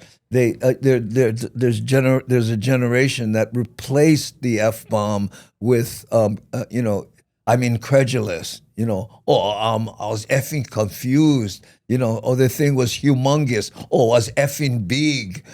You know what I'm saying? They just use that as an emphasizer as opposed to, conjuring up a real adjective. Right. Local brothers like using that as a comma.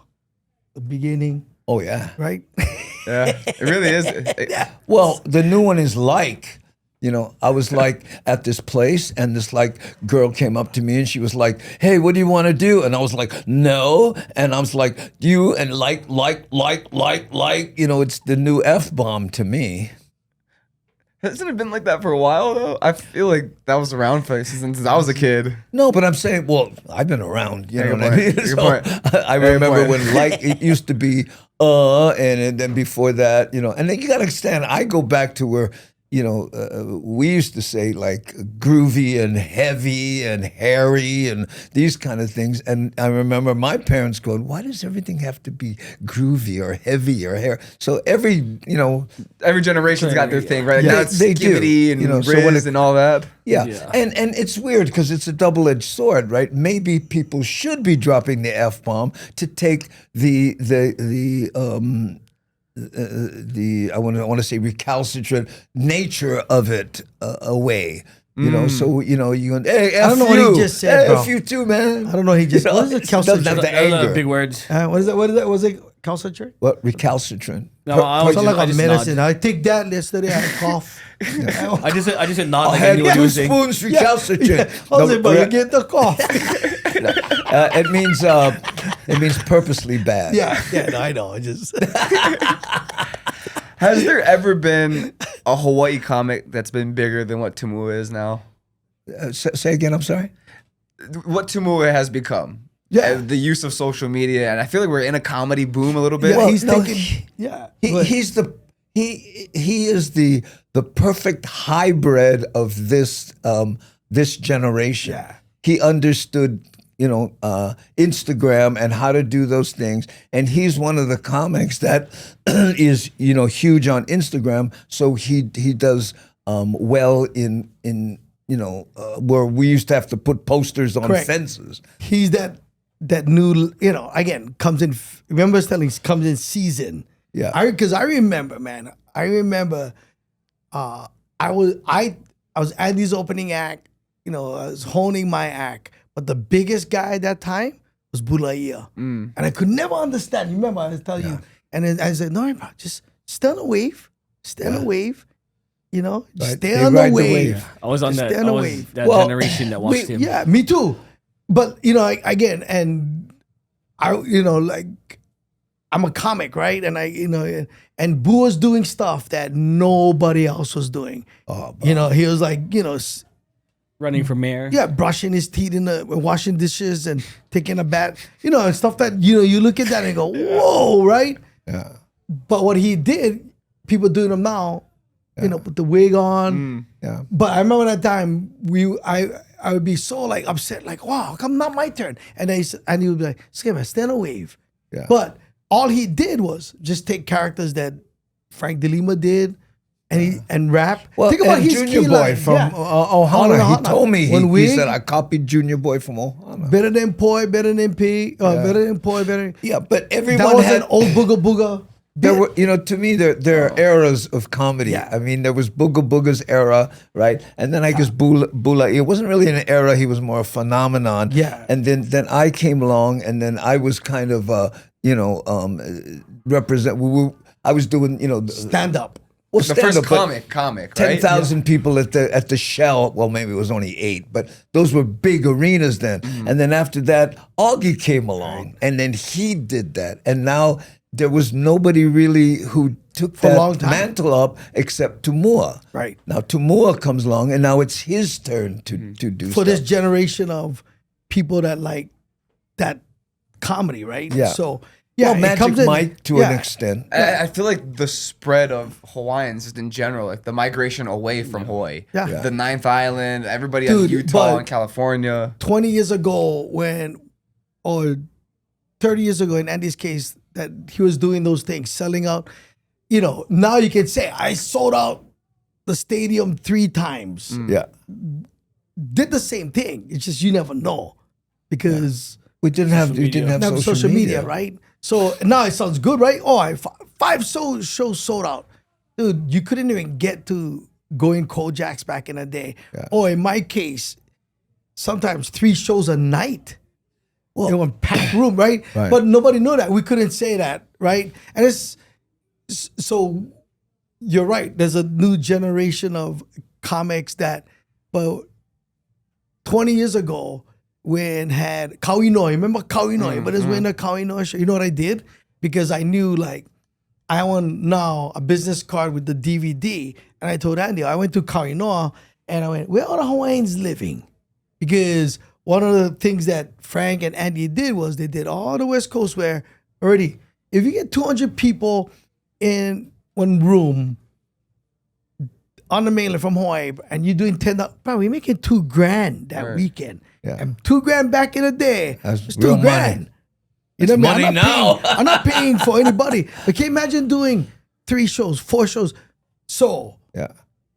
that was done. It just never have the format to say, look at this, but we're doing 6 sold out shows. Well- dude, we have to sometimes do 3 shows in one night. Yeah. But what about the difference in the venues though? Like Yeah, now theater shows, like how many theater comedy acts there are. The stadium shows Yes. now. Yeah, it was always there. The It's just arenas. you never heard about it, right? Well, and okay. now you can reach more people. Like, People curious. I'm not sure. Were you the first comedian to sell out the Blaisdell? yeah. Yeah. He was. I mean, how many seats was that you That sold? one we did them 8,000. in. Yeah, we did them in a round. So it wasn't like cut off the. Mm-hmm.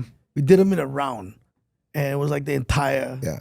And I gave away 4 scholarships, but I did it because I wanted to give away and send kids to But- school. Also, there was a time before all this going on when comedy clubs were king, Yeah. right? And I was traveling the clubs around the country, and you would go into a club, you'd work it for a week, and you'd do 1 show Tuesday through Thursday, 2 shows on Friday, 3 shows on Saturday, and 1 show on Sunday. Then you'd jump on a plane and you'd Sunday go to show. the next club and you'd do that again. Nobody's doing that then. And there was, now, and of course, there was no social media. So when you think of, you say, all these people in all the, right? We did it, but in smaller chunks. And the difference between playing big arenas and playing clubs is the quality of the act. Right, because when you play small clubs, there's a quality that comes to your act that you just can't get playing big arenas. Yeah. It's a lot more Even intimate, if right? you really think about it, like you can do your comedy show like right here, because social media you can have 20,000 viewers. Correct. Yeah, It's a exactly. different That's, time, dude. that's it, like watching the Zoom comedy shows that was going on during the pandemic. Oh, Those yeah, I are remember so that. hard to They watch. don't even have to. That's They so don't hard have to to watch, tour. They don't have to you do know. none of that to make without money the anymore. reaction and the connection with the But audience. I just want to make one thing clear, though. We are so incredibly happy for Tumua and his success and how he's been able to tap into today's market and and do it right. You gotta ride that wave, man. He's You know what I mean? just- You gotta take So proud and of ride him. that- Yeah, you gotta take and ride the wave. So sometimes when you talk this way, you could look like, oh, you guys, dude, we've lived through this. There was a time if I remember Frank being so mad at me one time because Frank would always sell out Hilo, Mother's. You remember Andy Mother's Day show, and I did the Palace. How dare you do the same night as me? Wait, where was he selling out at? He was doing maybe the Hilo, the Crown Room, and I would do the Palace the same night. Yeah. Right? And in that, The back Palace in is the what, day, like 2,000? yeah, What is it? back in It's the pretty day, big. that's not good, but you never know. You just kind of like, hey, Mother's Day weekend, that's the time you can make money. But no, I had no idea like you competing with somebody. But, Andy told me that one time, there's so much to give. Yeah. There's Well, Malcolm Bang one time, I don't know if I ever told you this. He came to me one time and, and he said, when you first hit the I market. forgot about Melka Bang, bro. Yeah, I loved him. He's so underrated. His timing was impeccable. Yeah. But anyway, he told me one time, he goes, when you were at the Monarch Room and, you were driving the new Porsche and you were all over the TV and you were the big star, I resented you. And I went, what? And he goes, no, I did, because I was thinking that should have been me. Because as good as a comic as he was, and when he played Gold Coin, and he never reached that wave, that we're all talking about, that Tumu is riding right now. He never reached it. And he told me, he said, I hated your guts. And I went, wow, bro. He goes, but then after I got to meet you and we worked together and stuff, I realized, you're a nice guy, but man, he says, should have been me. And he's right. He's right. But the difference was he worked Dirty Blue in the beginning. I don't know if you're familiar with his act. The Gold Coin, he used to suck dildos and remember all this Throw stuff at him. I said, how do you think you're going to get a TV show with that? That's what happened. And by the time he shifted, too late. Yeah. And then, towards we did the Nali of comedy too. So you can go look it up. I wanted to get the guys that I grew up all together. And I remember those backstage conversation. One day because Frank don't want to release any of this, when we shot Nali. Oh, yeah. We shot a documentary. Yeah. We played our comedy, but the comedy and the gold, bro, is what we're doing right now. Right. The stuff that- backstage was. oh. The green room stuff. Well, look at the players. There was myself, Ed Kaea, Augie, Frank DeLima, and that was it. Like there's somebody else. It was Booga Booga. So we had the last member of Booga Booga, Eka, Andy Bumatai, Frank DeLima, Malcolm Bang, and myself. Oh, wow. But I remember Frank going, I don't know if I can work with Mal because he's dirty. Oh, yeah. So Andy was on board, was easy, right? And we knew like, okay, maybe you got to do this novelty thing where we all got to work together because the numbers going down. Maybe people will come to see, a novelty show. Kind of like a blue collar comedy Correct. tour type of thing. And it worked. We sold out everywhere, including our first show was at the Cal, was packed. But one of the agreements was that Mel has to work clean. You remember? So dude, he goes, okay, I work. I make him sign because Frank was worried because Frank worked clean. Because Frank's audience would be offended. Correct. So Mel is the opening. This is where we remember. He died because He couldn't work dirty. He couldn't use his Uncle Mel worked on stage. killer Had material. one lady in the front. Her chi-chis was all showing. And the first thing he did, he never used a T word, man. And he used the F word and the T word. Yeah. Right? And then I looked on the side, and Frank was like, come here. Frank was like, come here. Oh, okay. Frank snapped. Oh, bro. come here. Snap. And then my favorite was in we were in Hilo at the bowling alley, right? And these two hot chicks come walking in, right? And they had just eaten, so they had their go boxes, right? So little short skirts, and they sit right in the front. And as they're walking, right, and Mel is like, yeah, just everybody's already cracking up because they know. So they sit down and they take the dinner and they put them in their laps and they're watching the show. And Mel says, "How's it, babe? So what? That's your dinner." Oh yeah. I tell you what, girls, you can move the dinner. I like see the dessert. Frank hit the roof again. So I have all those footage, but we promised Frank that we're not gonna release any of that. Yeah. Just the stand-up part because the gold is when we're having a conversation around the table. Or how about Ed Kahea and how Ed Kahea and Mel didn't get along? Yeah, because Wow. Wait. What was the F and the T? I cannot swear, dude. Oh. I'm trying to figure out what the T was. Another T word is, for chi-chis. boobs. Oh, tits. Yeah, Tits? yeah, there you go. Yeah. What's yeah. the Right, but George then- but Carlin then- We bit? always talk about tits. Why on are here. tits on the list? Yeah, no, but tits shouldn't be on the right, list. but What? the way he said it, like Yeah. he went, Oh. knowing he not supposed to swear. The first thing that came out of his mouth, because this lady was in the front row, just everything was showing. Humongous. Uncle Mel did the Uncle Mel with the smart line and look at, Baby. and Frank look at me, he was like, kill me out. so now Mel gets off the stage and he's killing, right? Yeah. And then Frank is gonna close the show. And the reason why we have Frank close the show because Frank likes to sell He stuff. sells his merch. So I tell Mel, Uncle Mel, bro, you gotta go apologize. If not, Frank gonna pull out. Yeah. It's the first day, bro, of the tour in Portland. And I already was already uncomfortable. And Mel's like, pull Mel, out. Mel, I ain't apologizing to nobody. Nobody. Right? No, dude. Not me. But he was just That's dude, it's like, I go, dude, you said, and then I remember, and then I go, Andy, bro, can we talk to Mel? And then there's a footage, bro, where he goes, okay. But he's swearing, but he's mad. Yeah. I look, Frank, stay with his family, but just go over there. Just go say sorry. I get the video about a lonely walk. Oh, the lonely one. Well, we're like babysitting these, but comics have that kind of volatile personality anyway. Yeah. My favorite was, remember, what was it, Villanova, Rodney? Yeah. One time we had Rodney come join us at one point.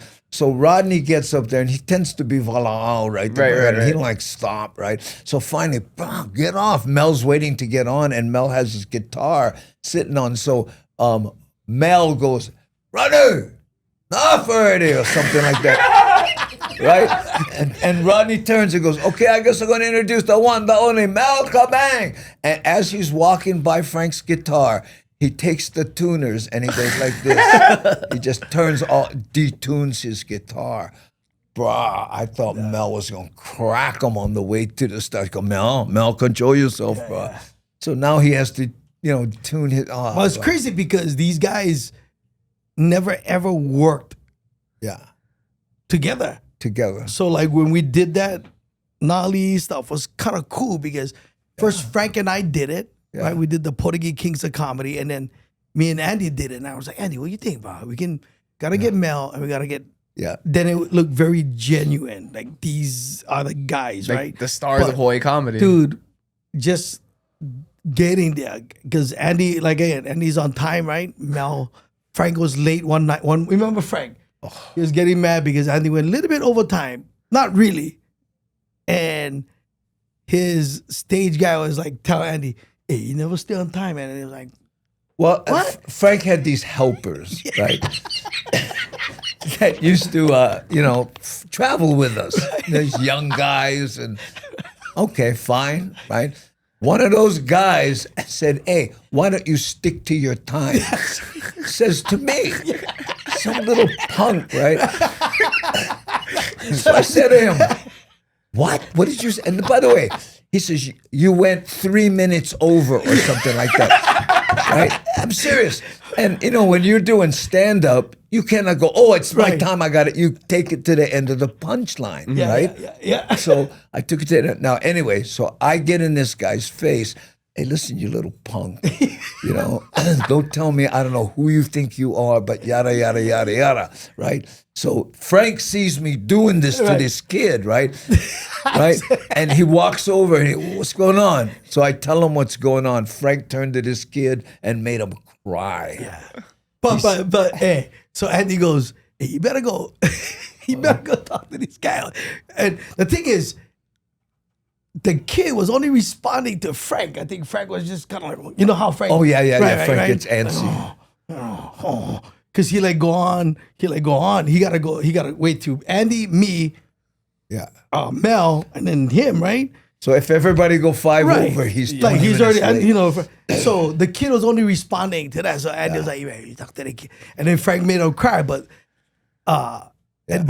Frank was still a little bit of like, you know, you late. You feel me? So the next day we gotta drive to, was it Arizona? No, Oregon. Or, I forgot. I forget. And he's the driver, right? Frank is 15 minutes late, bro. No, that's not, what happened was I had to take a break, right? From the drama. So I rented a car to drive to whatever the next location was. Yeah. I'm gonna get up in the morning, get in my car, and drive, right? Frank, hey, Andy, you got a car, right? Yeah. Well, can I catch a ride with you to the next location? Him and his, two But helpers. ended up, we always in the car. We always jump in the car with that. No, that's a different time. But Well, whatever. But Yeah. still, I'm waiting. We leave at 8 o'clock. And I told Frank, if you're walking down the hall and it's 1 minute after 8, I drive away. Do you understand? It's 8. Because this is how I lose friends, right? Dude, at that time, that tour was like the day after we're in a band. And he's driving. And he kept going by, hey, you're not here in 10 minutes, but we're going. We're going. Right? I know. So the kid that he just would yell at sits in there. He goes, Frank coming down. And that's the one scene we never filmed, but was quiet. You know how... And then Frank was like, can we just stop? Andy, I am sorry. Are you gonna? Because I kept going. I thought we said 8, Frank. Are you gonna talk about this to the whole ride? Dude, it was so good. I'm like, I'm just trying to make a point, Frank. If your boy wasn't in our car, I would have drove off. But I don't want your boy in my car. But you know what? A Booga Booga was the same way. Yeah. I left James Grant Benton on this curb one time because I did that 8 o'clock. And then he was walking to the thing and I went, Yeah. and I drove off. But you know what? That kind of situation happens. We became, like, after that was the best tour ever. It was the best. Well, Amazing. here's why, Yeah. okay? As a parent, have you ever heard parents say, don't make me stop this car. If you kids don't shut up, I'm going to stop this car. I had a friend who did that constantly. Finally, I asked him, have you ever stopped the car? Oh, well, actually, no. That's why your kids don't listen when you say, I'm going to stop this car. Next time they do that, pull over, put them out of the car, and drive off. The next time you say, I'm going to stop this car, you watch their ears perk. Yeah, bro. After that was like, wow, it was so, and it's cool because, whenever we hear, Frank lives here now, we go visit Frank. Yeah, he Everybody, visited bro, him. like when we do shows together, it's like the most awesomest thing because, dude, at one time, everybody was competing for that spot, and, like I said, like we look at what Tamua is doing or any other, Magic Mike, whoever, they got doing James it. Money now. Yeah. They're doing it. He's bro. coming up. They're doing it. They're doing what they're supposed to do in this day and age, in this time. And we did it our time. We, God blessed us. We was lucky. And we were able to do the things that we see them doing now. You know, and hey, only gonna get bigger. I think as you see what's happening with Chief of War, or again, our accent being the most recognizable and the best, dude, only gonna get bigger, only gonna get better, and there's another Tamua waiting in the wings right now. But what I'm hoping, my dream is be that they become like us, students of comedy, that they go for the essence of what a real comedy, a real comedian does. And again, the unique perspective, the punchline that comes out of left field that you go, what? But at the same time, it makes you nod and go, oh yeah, okay, I Who are get some of it. your guys' favorite comedians not from Hawaii? Oh, good question. That's for me. Well, Bill Burr, of course. So witty. Yeah, Chappelle, and people go, I thought you were clean. Yeah, I love those guys, but they use it in a very generic way. I want to say Bill Wicks. I'm just Hicks. Bill Hicks. Bill Hicks, in the old days, he was my generation's Lenny Bruce. But even before that, back in the day, the older comics, Bob Newhart and Mort Saul and Lenny Bruce, these guys were groundbreakers, in what the door that most of the comics today run through. Rusty Warren was the first woman who did scatological type, comedy, and my mom was a big fan of hers. My mom was a big comedy fan. I'm sure that had a lot to do with what was inundated.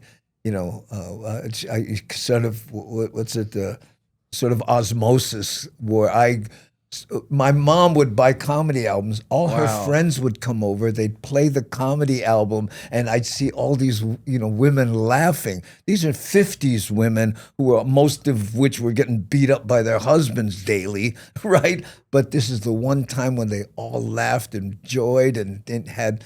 And Rusty Warren was one of the favorite comics there, and so you get that, permeation by, selective. Anyway, it ingrained itself in me. Got about permeation. Well, I was going to say selectively permeable, but No, permanation. It's just me and brother, we just connected right now. I just did this. yeah. Well, but the that, same you man. know, This I guy, mean- this guy's like the fucking grammar police over here. I say everything wrong. My pigeon is bad. That's why. So No, bro, your pigeon always is on the podcast. perfect. This fucker's all. What, check, say that again. As soon as he says that, I know I said something wrong. Or You but never, but hey, you know you what's never. funny, right? Because You never. I used to race dirt bikes. So I race in Okay. 30 states, East Coast, bro. Yeah. No matter where I go, like I'm not funny, but the fucking accent is funny for some reason. Everybody Sure. thinks that I just talk and they start it's laughing. unique. And I'm just like, what are you guys laughing about? You know what I mean? Yeah. Is that the accent is the pigeon is just Yeah. Well, what I was talking about was intensifies it, yeah. osmosis. When I was thinking, I was thinking like the water, reverse osmosis. Yeah, but it's the movement of selective, water through a selectively permeable membrane. So Being able to pass through. But that part, yeah. right. So in other words, it's what passed through to me from because I didn't Watching his understand mom what and the her comics friends were laughing. saying. Yeah. I just saw, like you mentioned, a bunch of people laughing and one person talking, and right. it just brain tattoos you. Yeah. You said it on your Yvonne Elliman When I bit. saw Andy in the 4th grade, Yeah. I went with my auntie in the summers. My dad kind of maybe knew that I was blessed to do some things. He never wanted me to be around my cousins who are all criminals, right? So it sent me to Maui, and I would stay with older cousins that were more responsible. And my auntie took me to a concert where Andy was opening. I was in the 4th grade, bro. I was watching a guy that looked like me. This was on sound like Maui? me. Yeah. Oh, I thought it was here. No, it was on Maui. It was at the Maui. It was one of the conventions was downtown Kahului. Anyway, and I saw this. I was like mesmerized by it. Everybody was listening to what he was saying and laughing at the same time. I was in the 4th grade. I was like, dude, I gotta learn. I gotta do that. And that again permeated the molecules of the essence to say to me. Selectively permeated. Right. I went, that's what I gotta become. Yeah. And you know, and I always tell I kids when wanted I to ask you, did you understand what I was talking yes, about? absolutely. Okay. When you're singing, Andy used to do a parody of Saturday Night Fever, right? And I thought was like, holy, Oh, you yeah, know how yeah. like you sing a song and you make up your own words, but he did it. You get this. This how it went. I cannot tell by the way I walk. I'm a woman's man. No more time for talk. Maybe I'm a brother or maybe I'm your father. You just staying alive. You just staying alive. Huh? What? Nah. Yeah. Staying alive. Dude, I was like, what the hell? Right? Dude, you're a Khalid kid and you seeing a guy making honey. And then I bought his album, right? Here's the thing, bro. My dyslexia was a gift because I could mimic, bro. Every Frank De Lima, Andy Bumatai, Mel Kabang, Rap Replica, bro. I knew every joke, bro, in here. I could mimic. Every time I'm Filipino, bro. My dad, every Filipino kid got to perform, right? My dad was like, hey, go over there, tell your joke, stupid. Cause you dumb. Tell your joke. And I would do, you know, Andy Bumatai. I would do rap. Dude, when I was 7th grade, I won the speech contest. Think about this, dude. I won a speech contest. And back in the day, the speech contest was for like all the nerdy kids. But because I was flunking, my teacher, Miss Murakami, is like, dude, you flunking. Only way you're gonna pass this class if you enter the speech contest. And I'm like, speech contest only for the nerds. You like get lickings from your dad, or you like pass my class. But what was cool was that, again, I always tell this and I say this now, but like watching Andy led me on that path. I think whether you believe it or not, if you throw it out in the atmosphere and you tell people this is what I like become or this is what I'm gonna do, the universe, whatever you call it, I think God hears it, bro. Because I saw Andy in 4th grade, and then my teacher knew that I had this gift of gab, like just telling stories like you, and people looking at you like, what are you saying, right? And she knew I could do that. And she looked at me and she said, you know, I think you have a gift. And that's the first time somebody outside of my family wasn't about encouragement.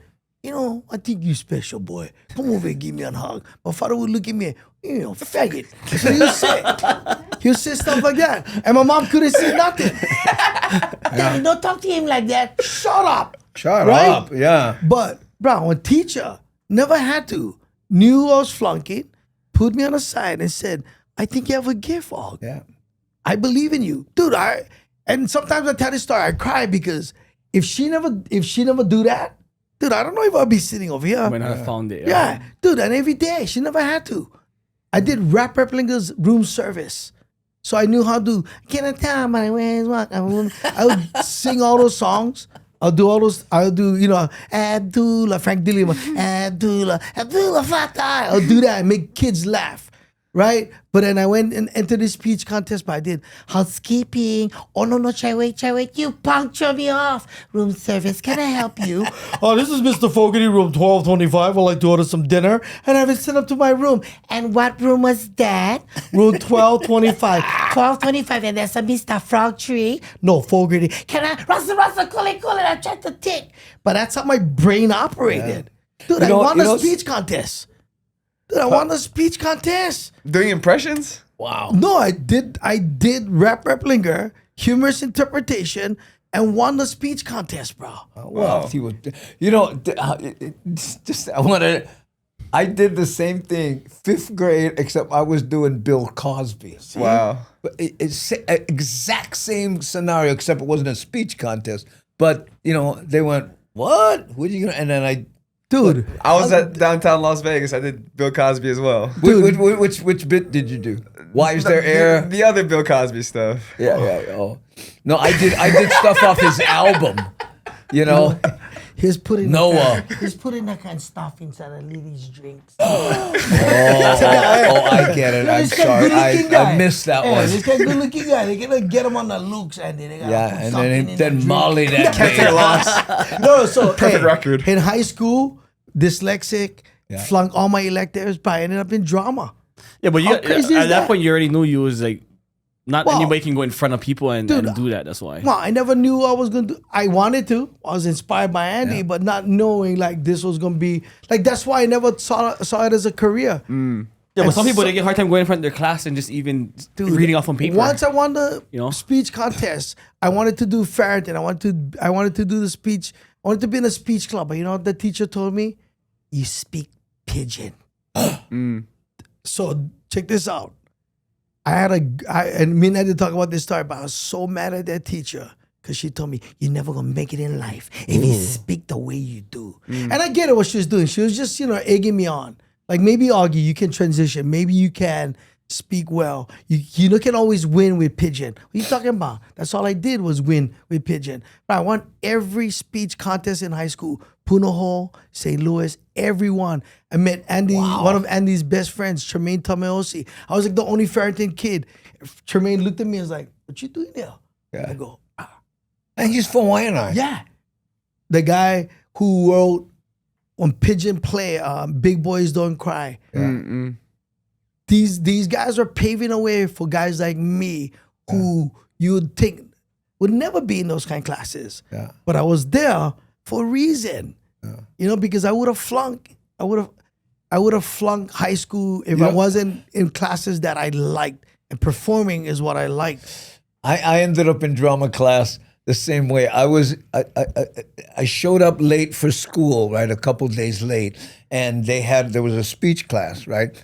And the assignment the kids was you're supposed to pick somebody else in class and introduce that person to the rest of the class. This was the assignment. But of course, I was there, so I didn't have anybody. I didn't know. So I went, hey, no problem. Bro, help me out. And I just picked anybody randomly, and I stood in the front. I went, I'd like you to meet my friend. What's your name? Bill. This is Bill, and his parents were stolen by wild Chinese people when he was a baby. And I made up this whole story about, and I'm getting laughs, and this is, so I said, so, thank you very much. And if you see Bill on the street, give brother a shot. Right? And anyway, so then the teacher afterwards, she says, you're making all the other kids feel bad. Would you mind transferring to drama? And that's how I was introduced to drama. And with drama, acting, meeting Tremaine, and then I was working at a hospital, and my friends were like, "Oh, go do the open mic. Tell your doodle joke, you're gonna win." Yeah. Right? Dude, I went up. I did the doodle joke, but I won. The holy guy was like, "I don't understand anything you're saying, but you made people laugh. Come back." Where was that open mic at? It was at Waikiki Comedy Club. Check this out, bro. 2 weeks after doing my first open mic, I bump into this guy in the hospital. Oh man, dude, I bump into this guy. Like I'm like, oh. Let me tell this part. Let me tell this story. When you talk about everything Synergy. lining up, brah. Yeah. 4th grade. I'm inspired. Now I'm doing stand-up comedy, but I'm just the MC. Nobody know, brah, the guy that. Yeah. So here's how I end up in the hospital. Okay. My wife is going through this excruciating pain. We can't figure out what it is. We get, nobody can. We get it. Turns out she has an ectopic pregnancy. Okay. Oh, and it gets stuck inside the yeah, embryo. it's in the fallopian tube. In the pregnancy, so it has to be aborted, right? So we find out, number one, we have a kid, and number two, we have to abort it. So imagine what was going through our minds. What? So she has to go immediately into surgery. While she's in surgery, I'm sitting in the hall, right? And you got to imagine what I'm going through. And here comes Augie with his car. That's exactly how it look. How you, bro? Hey. And then drive by, then come back. I get this bit about one rooster. You know what, bro? Okay, not now, bro. I'm chill. I'm going through something. Okay, 3rd time. So the rooster one came out, and I'm like, oh my God. So this guy, anyway, I finally said, okay, sit down, bro. Let's talk about this. And it worked out to be what I needed to get my head out of this space of what my wife and I were going through, right? And remember the bit? Wrote my first we bit? wrote a bit. Like a real bit. Yeah. Because all I was doing was talking stupid. Right. I never formulate jokes. I just was up there saying whatever, right? Crowd work type of stuff. Not even crowd work. I was trying to do bits. Yeah. Right. But the premise was there. Yeah, the premise was there. So I was working on. What happened was a guy fell to the elevator shaft in KPT, Kali, right? And I was talking about growing up in a housing. I just never know how to do the joke. So Andy, he wrote it down, bro. I still get the pepper. No way. Yeah, remember I showed you. And the bit was the bit is the best bit ever because the setup was like, the way I did it was wrong, right? The guy fell on the elevator shaft. He went live. He was like, and it was like, oh, brother, we live. Some one guy fall to love and went live, right? The elevator opened, was empty. He stepped in. Right. And he fell, right? And then Andy goes, "Bah, that's someone bungee jumping." Right?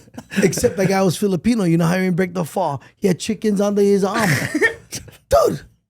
But what happened was we spent almost 3 hours just talking. Right. Right? And then here's the crazy part. Andy probably thought, I'm not going to see this guy ever again. Because how many guys in the last 20, 30 years have come up to me and go, oh, let me be a comic. Right? Yeah. How many? Yeah. You know, I was like, okay, yeah. Very rarely, right? 2 weeks later, dude, I'm working at the Honolulu Comedy Club. The owner of the comedy club goes, oh, why not high school band? No more money. Or the equipment got stolen. The equipment got stolen. Yeah. And can you, because since you live right up the road, I just lived in Waianae at that time. Can you do the Waianae High School? Because the mainland comics know and a guy named Freddie Morris is going to headline. Oh, wow. Freddie Morris did the ventriloquist. Yeah. Right? May he rest in peace. Right. Yeah, so I'm doing my thing, and I hear a motorcycle pull up. It's Andy. And Andy looking, that's the guy I just talked to like 2 weeks ago. Yeah, someone bungee jumping. And that night, he asked me to open for him in Waikiki. Yeah. Well, I saw him on dude. stage, because at this thing, but his stage work needed work. I said, bro, you cannot just look at the people because see, people don't realize there's a subtlety to stand up. For instance, you don't look just at the people in the front row because everyone else is isolated. But when you look over the top, you have to look over kind of at the top and sweep to include people, and then I was trying to tell them this kind of stuff. But that when you watch the raw talent, I've seen a bunch of comics and you just go, there's a spark here, Tremaine. Dude, right? He told me, come open for me. I was like, hell yeah, I'm going to open for you. Yeah. I ain't going to do the Waikiki. Why I going to work with the mainland comics power when I can work with my idol? Yeah. Right? That was it. That was the beginning. I promise the guy, within a month, everybody that I grew up watching, including Frank De Lima, Booga Booga, because I got to open for Booga, was all right in front of me. Mm-hmm. And I look back now as a 57-year-old guy, I go, was all meant to be. Mm. Yeah. But you know what? And I forget who said it. He says, the secret to success is be so good you can't be ignored. Right. Mm-hmm. Consistency will win for me. Mm-hmm. Yeah. Consistency will win for me. Consistent. It's like the whole adage, right? If you go outside, you shoot the ball for 2,000 hours, you're going to be the best at shooting ball. Yeah. Something, I forgot what it was, but 10,000, close. Yeah, close, right? Same thing. Consistency. People used to say, okay, comedy is like pool. The one who plays the most pool is the best pool player. Mm. So as a comic, I played pool every day. Everybody never get any better. By the way, Bob, how long have we been going? Almost 2 hours. Yeah, just about to 2. Is this normal? Yeah. This is a little longer, but 2 is usually around like the higher end. Well, let me know when whenever you guys have to. You okay, Jody? Okay. What age did you start comedy, Augie? Jeez, man. I don't know. I'm bad with years. Did it take I was a professional boxer. So I grew up, boxing Golden Gloves winner. Yeah. A lot of people don't know that about you, right? 85, 86 Golden Gloves, right? turned professional because I made my girlfriend pregnant, needed the money, had like 5 professional fights. But I realized that, so when you go to my city council office, you see my last professional fight, one big picture. And I put that up there because I realized that was the last time I was going to fight. But that was the last time I realized I cannot give 100%. So I wasn't able to give 100% anymore. And everything you do, you should try to be 100% at everything. And when I couldn't do that, I was like, maybe I got to focus my energy somewhere else. And that was doing stand up. Did you do the floor in the front? Because it's beautiful. Dude, it's I nice. flew my friends in. Oh, really? Yeah. But we did all the construction in there. All the construction, amazing. Yes, You dude. guys, how long have you two been working together? 4 or 5 months, 6 months, Yeah. something like that. He's been. Well, he just randomly came here one day, and I was What? watching his podcast already. He already started it. Yeah, no, I've been watching too. And then I was like, bro, you want space in the back of the use them. Yeah. And then it was like a bare room back then, right? Yeah. And then we Yeah, kind of had the built it idea of turning See? it into a studio, and it really has a great vibe. No, it does. It you know. Yeah. Maybe one Pinterest. day we can have one room like this. Hours and hours of Pinterest. What? This is our room. These are our guests. Oh, that's right. I forgot. Hi, guys. Welcome to the podcast.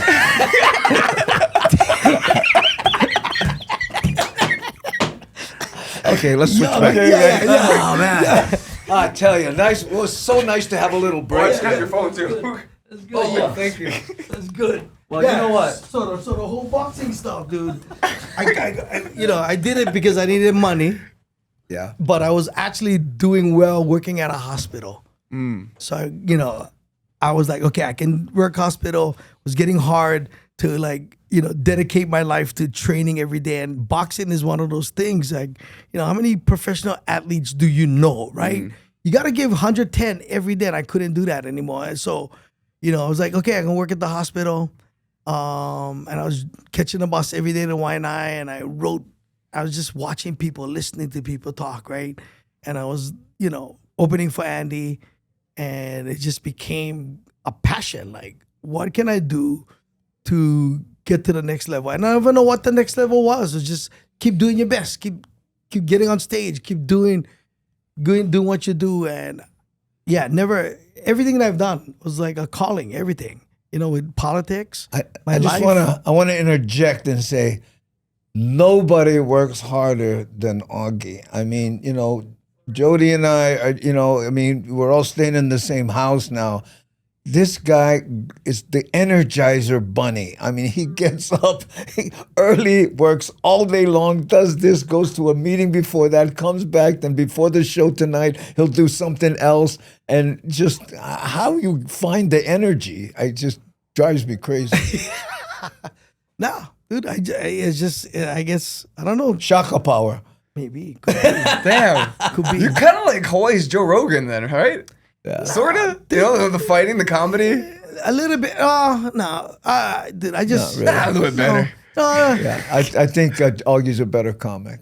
Wow, that's a big statement. Wow. I love that. I think Andy's That's a huge. way better No, comic. Joe, he'll be the I first. think Joe Rogan sucks. Yeah, well, he'd be the first to admit that that's not his strongest suit. But he pulls it off, and what he did in his comedy club, amazing, and all that.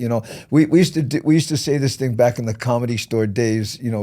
He says you can like a guy and not like his act. You know what I mean? They're not mutually exclusive. So But again, what he has accomplished, Amazing. Joe Rogan, you just gotta you gotta bear the flag to that. Yeah, dude. For me, I just enjoy doing it. And when the God's honest truth, when I don't like it, Andy will tell you, I just no do them. Yeah. It's done. And his answer is always, no. Yeah. Is that what led to the first retirement from comedy? Well, one, I don't think people was taking me serious, so I needed to do it, right? Because then I realized in the office, like, why shouldn't I do it? And it's good for me. It's good for people. But it might have hurt because I should have, stayed consistent. But I'm not worried about that because I'm doing what I like do now, right? And right now, I love doing stand-up. I'm having the time of my life right now. Not worrying about numbers, how many people come into the show. I'm enjoying doing stand-up, and I'm enjoying serving the public. dude, I love it, and don't get into it a lot, but I love serving my community. I wake up every day like, how can I make Hawaii a better place? I'm not saying this because, like admiration. I really do wake up and go, how do I keep my kids here? How do I find ways to clean our parks? How do I find ways to find solutions to give police incentives so more young guys like yourself who can be police officers, or if you guys watching at home, can serve the public, bro. We still live in the most safest state in the world, bro. We need 300 Yeah. officers short minimum in Hawaii. We always talk about it because we're away from home now, Yeah. but we always talk about it. Dude, too. you can become a police officer right now in Hawaii with the amount of overtime and the amount of policemen we need, where you can actually live and have an living Good wage and buy a home. They're recruiting from high school right now, and they're offering childcare. Really? From high school? Because wasn't it like 21 before? It's 21, still 21. okay, but okay. you can do Explorer program. You can become a cadet and make good money. Yeah. Oh, wow. Yeah, you do My older ride-alongs brother and my you older do brother was a different things, cop. but there's a pathway. Yeah. Because they have to do something. We're so short on police officers. Let me ask you guys this: why you guys moved away? Well, it was like for me, I was kind of lucky that I have houses here and I have a house in Hawaii. Okay. So it was like an option. Like I would go back and forth. What was the biggest reason? I was stuck here during COVID, Okay. and then I just stayed. I'm from Cal Puna, so there's no Yeah. future out there, right? I couldn't even get a job So- working at a gas station. in California? No, in Puna, Cal, Big Island. Oh! I Yeah. thought you said California. Sorry. Yeah. No, so we at home like to talk about affordable housing, right? We know it's the way real estate and all, what is affordable, right? The medium price When- no, of when a I- home in Hawaii. I think we have an opportunity problem. Like if I can give you the best kind of job that you have, where you can buy and live at home, why we not? stay. Yeah, I would Why choose not, that. right? But like one of the main reasons was too, like I bought my houses over 10 years ago over here. Okay. So I bought a 3-bedroom, 2 RV parking, big backyard Right. for 140,000. Yeah. Wow. Then like 6 months later, like I remodeled it. My Right. family came up here to visit, and I was like, "Oh, this house is too small." One street up in the cul-de-sac, there's a 5-bedroom, 2 RV parking, swimming pool, jacuzzi, everything. I know what he meant, bro. And then I was like, "Hey, this is the house." And then I bought that house. Yeah. For $240. Yeah, dude, and you just sitting on it and Yeah, and then while that I still had I bought my place in Hawaii. Is a already. contemporary moke. Yeah, but you know what?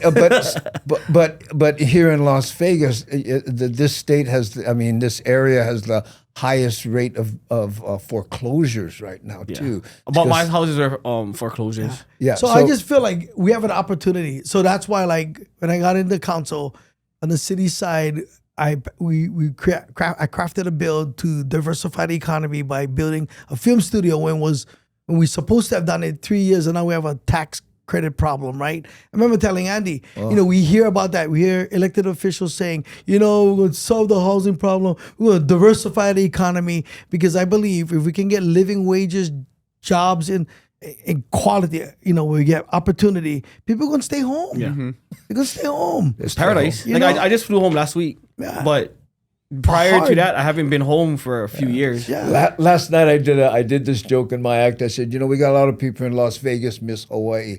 So here's a little hint for you people going through that. You go down to Albertsons and you buy a gallon of milk. You bring it to the counter and insist on paying $8 for it. And then you home for a little while.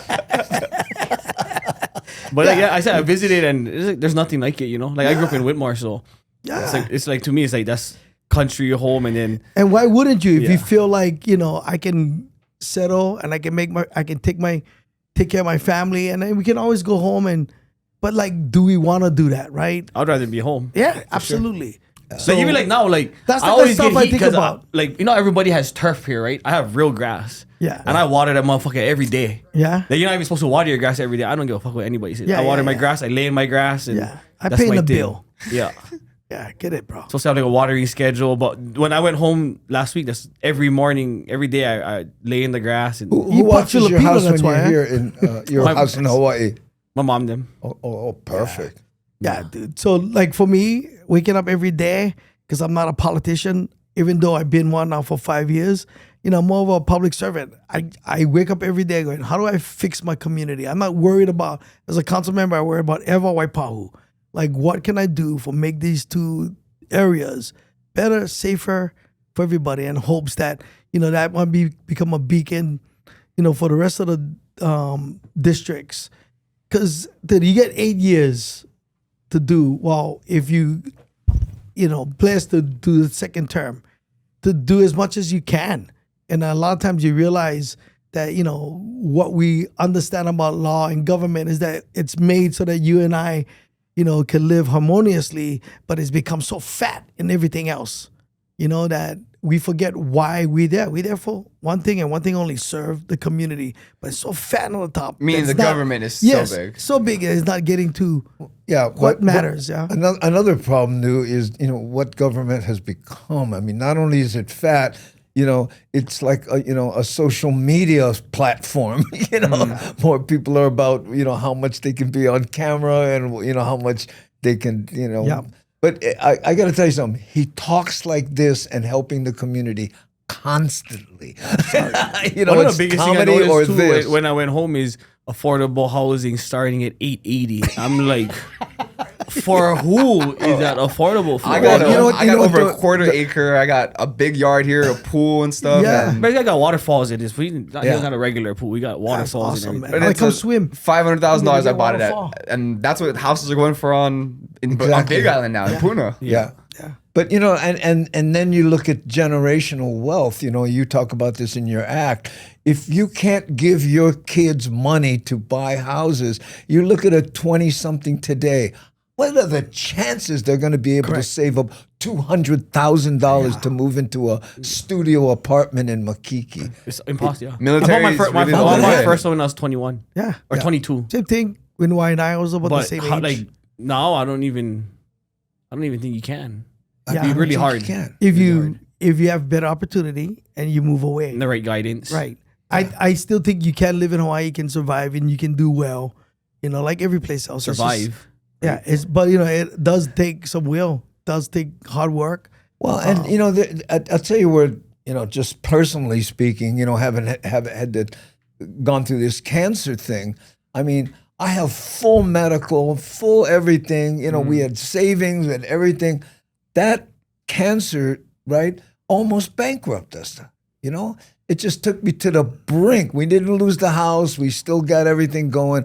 But I keep thinking, what if there's some guy with just working at Walmart who went through this? It would bankrupt them, period. But it's like that every day.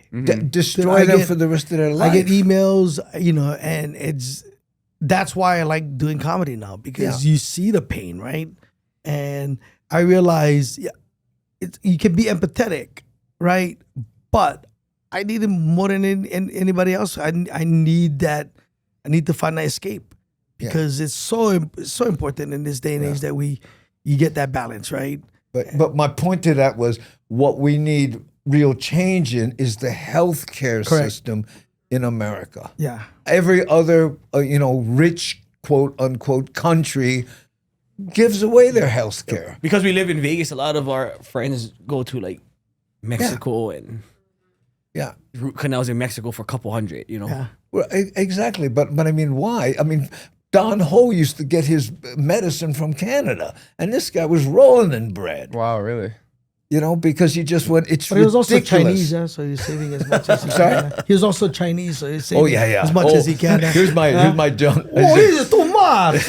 I said, Don Ho was Hawaiian Chinese, and I didn't really believe he was Chinese until he died, because he died on April 14th, one day before taxes were due. Oh man. Yeah. Yeah, I gotta make doo-doo, guys. So, nah, I'm just joking. What's the biggest problem you found in Hawaii's government since your time in service? Wow, bro. That's the another biggest, 2 the hours. biggest. Well, yeah, no, it's housing. See, Would you agree? a little of that? Yes. And I don't want to give people the. He has I to be think careful right It's about very now. complex, but I think we've become very complacent the way we use. So I cannot speak to the state. I only can speak to the city. A lot of the way we fund things in the city is through property taxes, Okay. right? So you cannot stop people from coming in to buying homes. So what happens is you have all these guys come in, they sit, and they pay the same property taxes as you and I. Yet they're buying everything, Yeah. right? They're buying at a crazy amount of cost. It's appraised differently. So, and then you get that mixed in with the military who get the money to rent a house for $3,000 in the area. Now everybody in the area is doing it for $3,000. When for a long time you only paid $1,000. So it's very complex because you cannot stop that from happening, right? Yeah. And it's hard. Most local people now, if your house is to buy a home in Hawaii, the average is 1.4 million. Think about this: you'd have to have 250,000. Then you have to pay $6,000 a month. Who has that? That's what gonna look like a Filipino house. Who's going to qualify for that loan? Yeah, exactly. So Exactly. it is, and what's one of the things to being in Vegas is I meet people and like I met this girl and then she was like, oh yeah, that house going to Waimea with a samurai statue. Oh, that's my parents' house. And we have one in Lanikai. And we have one here. And I'm like, when do you guys go there? Oh, when we like vacation. I was like, how much fucking houses do you guys need on our island? multi-million-dollar You know what I homes. mean? well, again, Hawaii's a gold mine. Why wouldn't you put your money and sitting in Hawaii? I don't know. I'm right? one of those. So I'm still, we that's, get mad, that's right? ours still. Like, what about locals? Yeah. But you cannot stop. We live in America. You cannot stop somebody from coming in. Now you can create exemptions. Like nobody in politics like to talk about increasing property taxes. So if you find out that Oprah's paying, she's paying $4,000. I'll make it simple, man. She's paying $4,000 property taxes in Chicago, and in LA she's paying $6,000. But in Hawaii she's paying $800. Yeah. What do you want to rest your money in Hawaii? Nobody wants to talk about it. But if it was me, raise the property taxes. Now, when you say that, local people go, oh, but you're hurting me. No, but if you add exemptions, if you can tell me you're living here, you're putting money, you living in Hawaii, bro, you buying our food, you employing people, you paying into the road. Hey, and then those rich guys, they don't care. But I think those taxes need to be targeted to people who, are doing that. The Yes. large corporations, like what they did on Maui with short-term rentals, right? Yeah. How they changed that law where you cannot have long-term, or short or Yeah. long, whatever. So my whole point is that if this guy's gonna come here, even Yeah. if you raise the property, they don't care. They get money. Now we can use that money for what why it aren't should they go to. taxed differently? Cannot, they because you cannot discriminate. discriminate. So they come in and buy at the same property taxes that we It's not like buy. other countries. Like some countries, like Correct. you gotta. Well, that's the problem. Yes. That's what that needs Yes. to be like changed. some countries to open a business there, you gotta have a Correct. 50% Japan, right? owner, Right. 50% owner of that Yes. country. So we've tried, right? But cannot because We're you part of cannot that. discriminate. So either we gotta talk real talk and go, then let's raise the property taxes, teach local people about exemptions. What? Right? I know it's complicated, but that's an investment for these people. That's Yes. not a home, our home, dwelling. Correct. Why So- aren't they taxed differently? Yeah, no, that's what I'm saying. You gotta tax everybody at the same level, right? Now you take their because they're not living here, right? Yeah. You take their property taxes. You gotta prove that you live- you're living there. You're paying into the grocery store. You're Yeah. paying for the school. But a lot of why these do you guys, they need to don't. raise local people's Okay, you taxes? gotta Constitutionally, you'd have you to. gotta keep it all the same.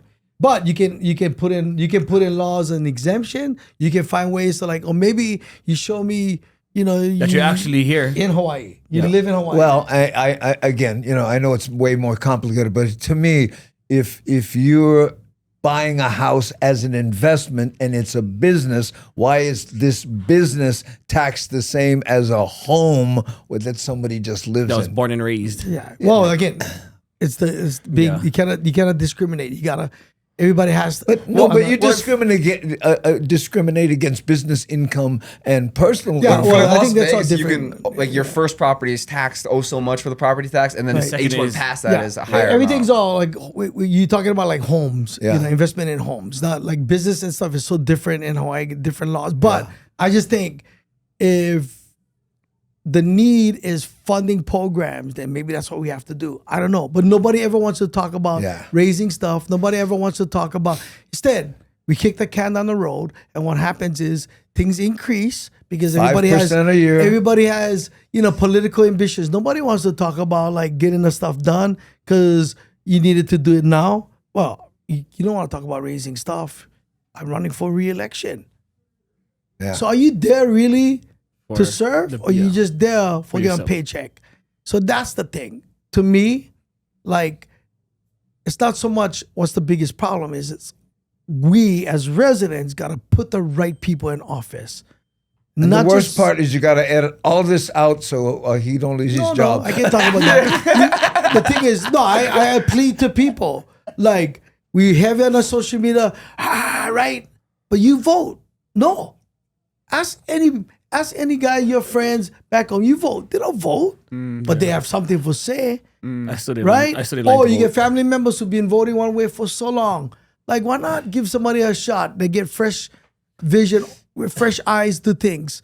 Maybe things change. I don't Especially in know. Hawaii, they're almost brainwashed to think a certain way. My parents finally like Yeah. open-minded, and then they're like voted different. But like I just think,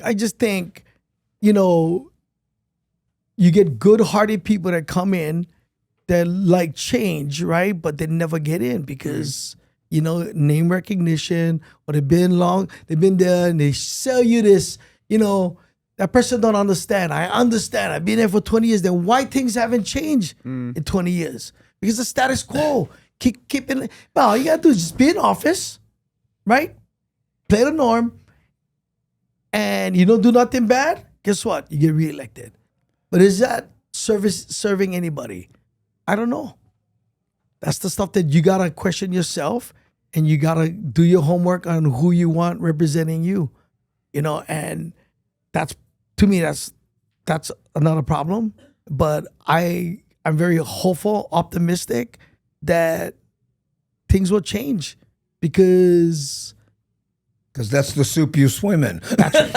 yeah. Well, You I have just to dude, I'm believe it'll being change. optimistic because you want to see your grandchildren or your grandchildren down the line. Yeah. Even like me, I send my kids home for all the breaks. We used to have a thing, right? When you're growing up, Yeah. your father, like my dad used to always say stuff like, your grandpa came from the Philippines, he had land, but we lost the pepper. Well, they all lost Everybody the lost the pepper, right? We got to teach our family members, hold on to the pepper. Learn. Okay, if you can't buy at home, go buy it elsewhere. Learn how to learn passive income. Learn how to be financially stable, right? Dude, just because you cannot buy a home in Hawaii, you can buy a home Here, yeah, Arizona. and you can get a management company, right? Put a down payment, sit on them, so you can buy the home that you want in Hawaii. There's ways of doing it. Ponderosa Pine. That's right. Texas. And they used to now. do a lot, bit- a lot is going to Texas. Yeah, well, again, if you want to learn that and you want to do it, you can, right? Until you can do it at home. But yeah, I tell you what, all that starts from where your family's head is at. That's right. I mean, why they don't teach economics? When they teach economics, how come they never mention lighting? Paying for bills and getting a house and down payment and first, last, and deposit and all that. You gotta buy a gold chain first. I'm sorry. You gotta buy a gold chain first. That's why. And the lifted Toyota first. Well, exactly, because what I'm saying is, I get back to when I was 17, right? Here I am, and rent, and it was I didn't know anything about it, and finally this one guy goes, okay, but here's how it works. You got a paycheck, and then you got to figure out what you got to pay, and you got to pay those things, or you don't sleep on my couch anymore. And when you start going, oh, okay, I get it, and then you put it together, right? But there's some people who, why don't they teach that in high school? Yeah, Maybe they do now, and I don't know. But, that's the basics. Isn't that like in Japan they're teaching? I don't know. I think it's the same reason they don't teach like understanding of interest rates and whatnot, Well, right? when someone says buy a car, you ask a high school student what it costs to own a car. And they'll say, I could pick one up for $2,000. What about the maintenance? What about the gas? What about the insurance? What about where you're going to park Your it? down This guy was a payment. lead salesman at Kia. Yeah, so adults don't know how to buy cars. You know what I mean? Like 99% of saying. adults don't know how to buy cars. I understand that, dude, you're buying it so that you can pay one bank who Yeah. don't care nothing about you. Yep. Yeah, in my act, I do a joke. I say I drive an '89 GMC work truck, no air conditioning, roll up windows. That's what I drive at home. And the bank, hey, don't you want a new truck? I said, this one has a feature I can't find in any new truck. It's called paid for. But people, and here's a problem in Hawaii. A lot of young people, because they can't afford houses, they put their pride of ownership into their car. They're like on big truck, look badass. They're going down the road. Hey, how's it? Oh, me and you, bugger. How big your payment? But they don't. I can't handle. But they don't realize the money they're going into that truck should be going into a little piece of land or something. Yeah, I used to see it all the time out here, especially like Mexicans out here. Yeah. Huge construction culture. They make big money out there, Yeah, but yeah. they wouldn't buy homes. They all live together in the same house. Yeah. But they'd have two $2,500 car payments on their Yeah, trucks. A $2,500 car payment. Can you imagine? That's a house. It's insane. That's my mortgage. That's a little bit more than my mortgage, actually. Yeah. Yeah. That's crazy. That's crazy, but that needs to be taught to people, and just getting back to the basics of like your teacher telling you you got something special. They ask kids, "What do you want to be when you grow up?" They shouldn't be asking that. They should be saying, "What is your favorite thing to do in life?" Oh, I love dogs, working with animals. Then you should pursue that, not. I want to be a veterinarian. No, what's your favorite thing? When you think about it, I would do that for free even if I had to. I think our time is. I gotta yeah. You gotta gotta take go. off. I gotta go to Before my we go. I gotta go to my next meeting. Who's on your guys' Mount Rushmore of Hawaii comics? Oh, go ahead. Hawaii comics? Yeah. Go ahead. Either Well, Mount Rushmore top 5, whatever you got. Well, How much heads get on a mountain? 4. 5, 4. You're all thinking right now. Well, for me- we just like say the Mount Rushmore. No, you said top 5, so I was like fucking 5. Must have 5 heads. For me, it would be a Malcolm Bang, a Frank DeLima, Augie, and now 2 more. Wow. Okay. What is the other one? He said 5. There's 5. Yeah. No, he Oh, said then top. I'd have to an up and comer. I would have to go with James Money. You're Frank DeLima. You said Frank DeLima. I said Frank. Okay. So mine's is Rap Rapplinger. Right. I don't know how you can squeeze all Booga Booga in there. Well, because that's 3 of them. Yeah. So So you know what? Booga Booga is 1. Okay. Okay, let's do that. That's All fair. right. So okay. So then, but then okay. Frank DeLima, Malcolm Bang, Yeah. KK Kamanua, and Andrew Bumatai. Yeah, Yes. Kiko. That's Kent Bowman. Yeah. Well, So quick story, and I know you got to. So when Kent Bowman died, right, they had a funeral. I've never met Kent Bowman. I went to the funeral and went there just to thank him, in heaven for the doors he opened for the rest of us. Wow. And at the service, I said, "Can we ask everyone to please rise?" And everybody stand. And I said, "Could please be seated." And everybody went, "What?" And they sat down. I said, "I just did that because I thought Kent would think it was fun." Perfect way to end, bro. Upcoming dates to plug. Any upcoming shows? Huh? Any upcoming shows? Any dates to plug? Oh, November. Ice well- House, Pasadena. Well, I have my podcast, the Daily Pigeon podcast. I do it Tuesdays and Fridays, 3:30 p.m. Hawaii Standard Time on most platforms, right? But then we have, what's coming up? Oh, I have Granite Bay, Sacramento at come I don't know Roost that? Haulers in September, and Santa Cruz at Pono's. That's September. And then we are in November. Ice House in November. Yeah. Nice. They redid the Ice House, right? Yeah, Pasadena. Andy just sorted it out, but we're gonna do Wow. Yeah. Augie and Andy, Yeah. Pasadena. So those are the dates. I And he have- has Am Vets in Yeah. in Augie- Ever Beach. AugieTLive.com. I'm doing small shows. I am planning on Yeah. filming the new special. So if you come to the stuff and we're having a good time now. Lots of new material. I do Hopefully, guest sets. yeah. Hopefully we can get that shot. It's been probably be like November, maybe late November, January. Yeah, Nice. yeah. It's part of the Shaka Power tour. Love it. That's it. Two of Hawaii's goats, Andy Bumatai. Goats. Augie bro. T. We goats, but we eat them too. Ghosts. Still friends. We'll see you guys next time. We are supposed we are the goat. Eat the goat. They eat the goat, Richard. Thanks, guys. Appreciate you guys so much. Sorry, but I gotta go to. No, all good. Thank you. Still friends. You wasn't with her, shooting in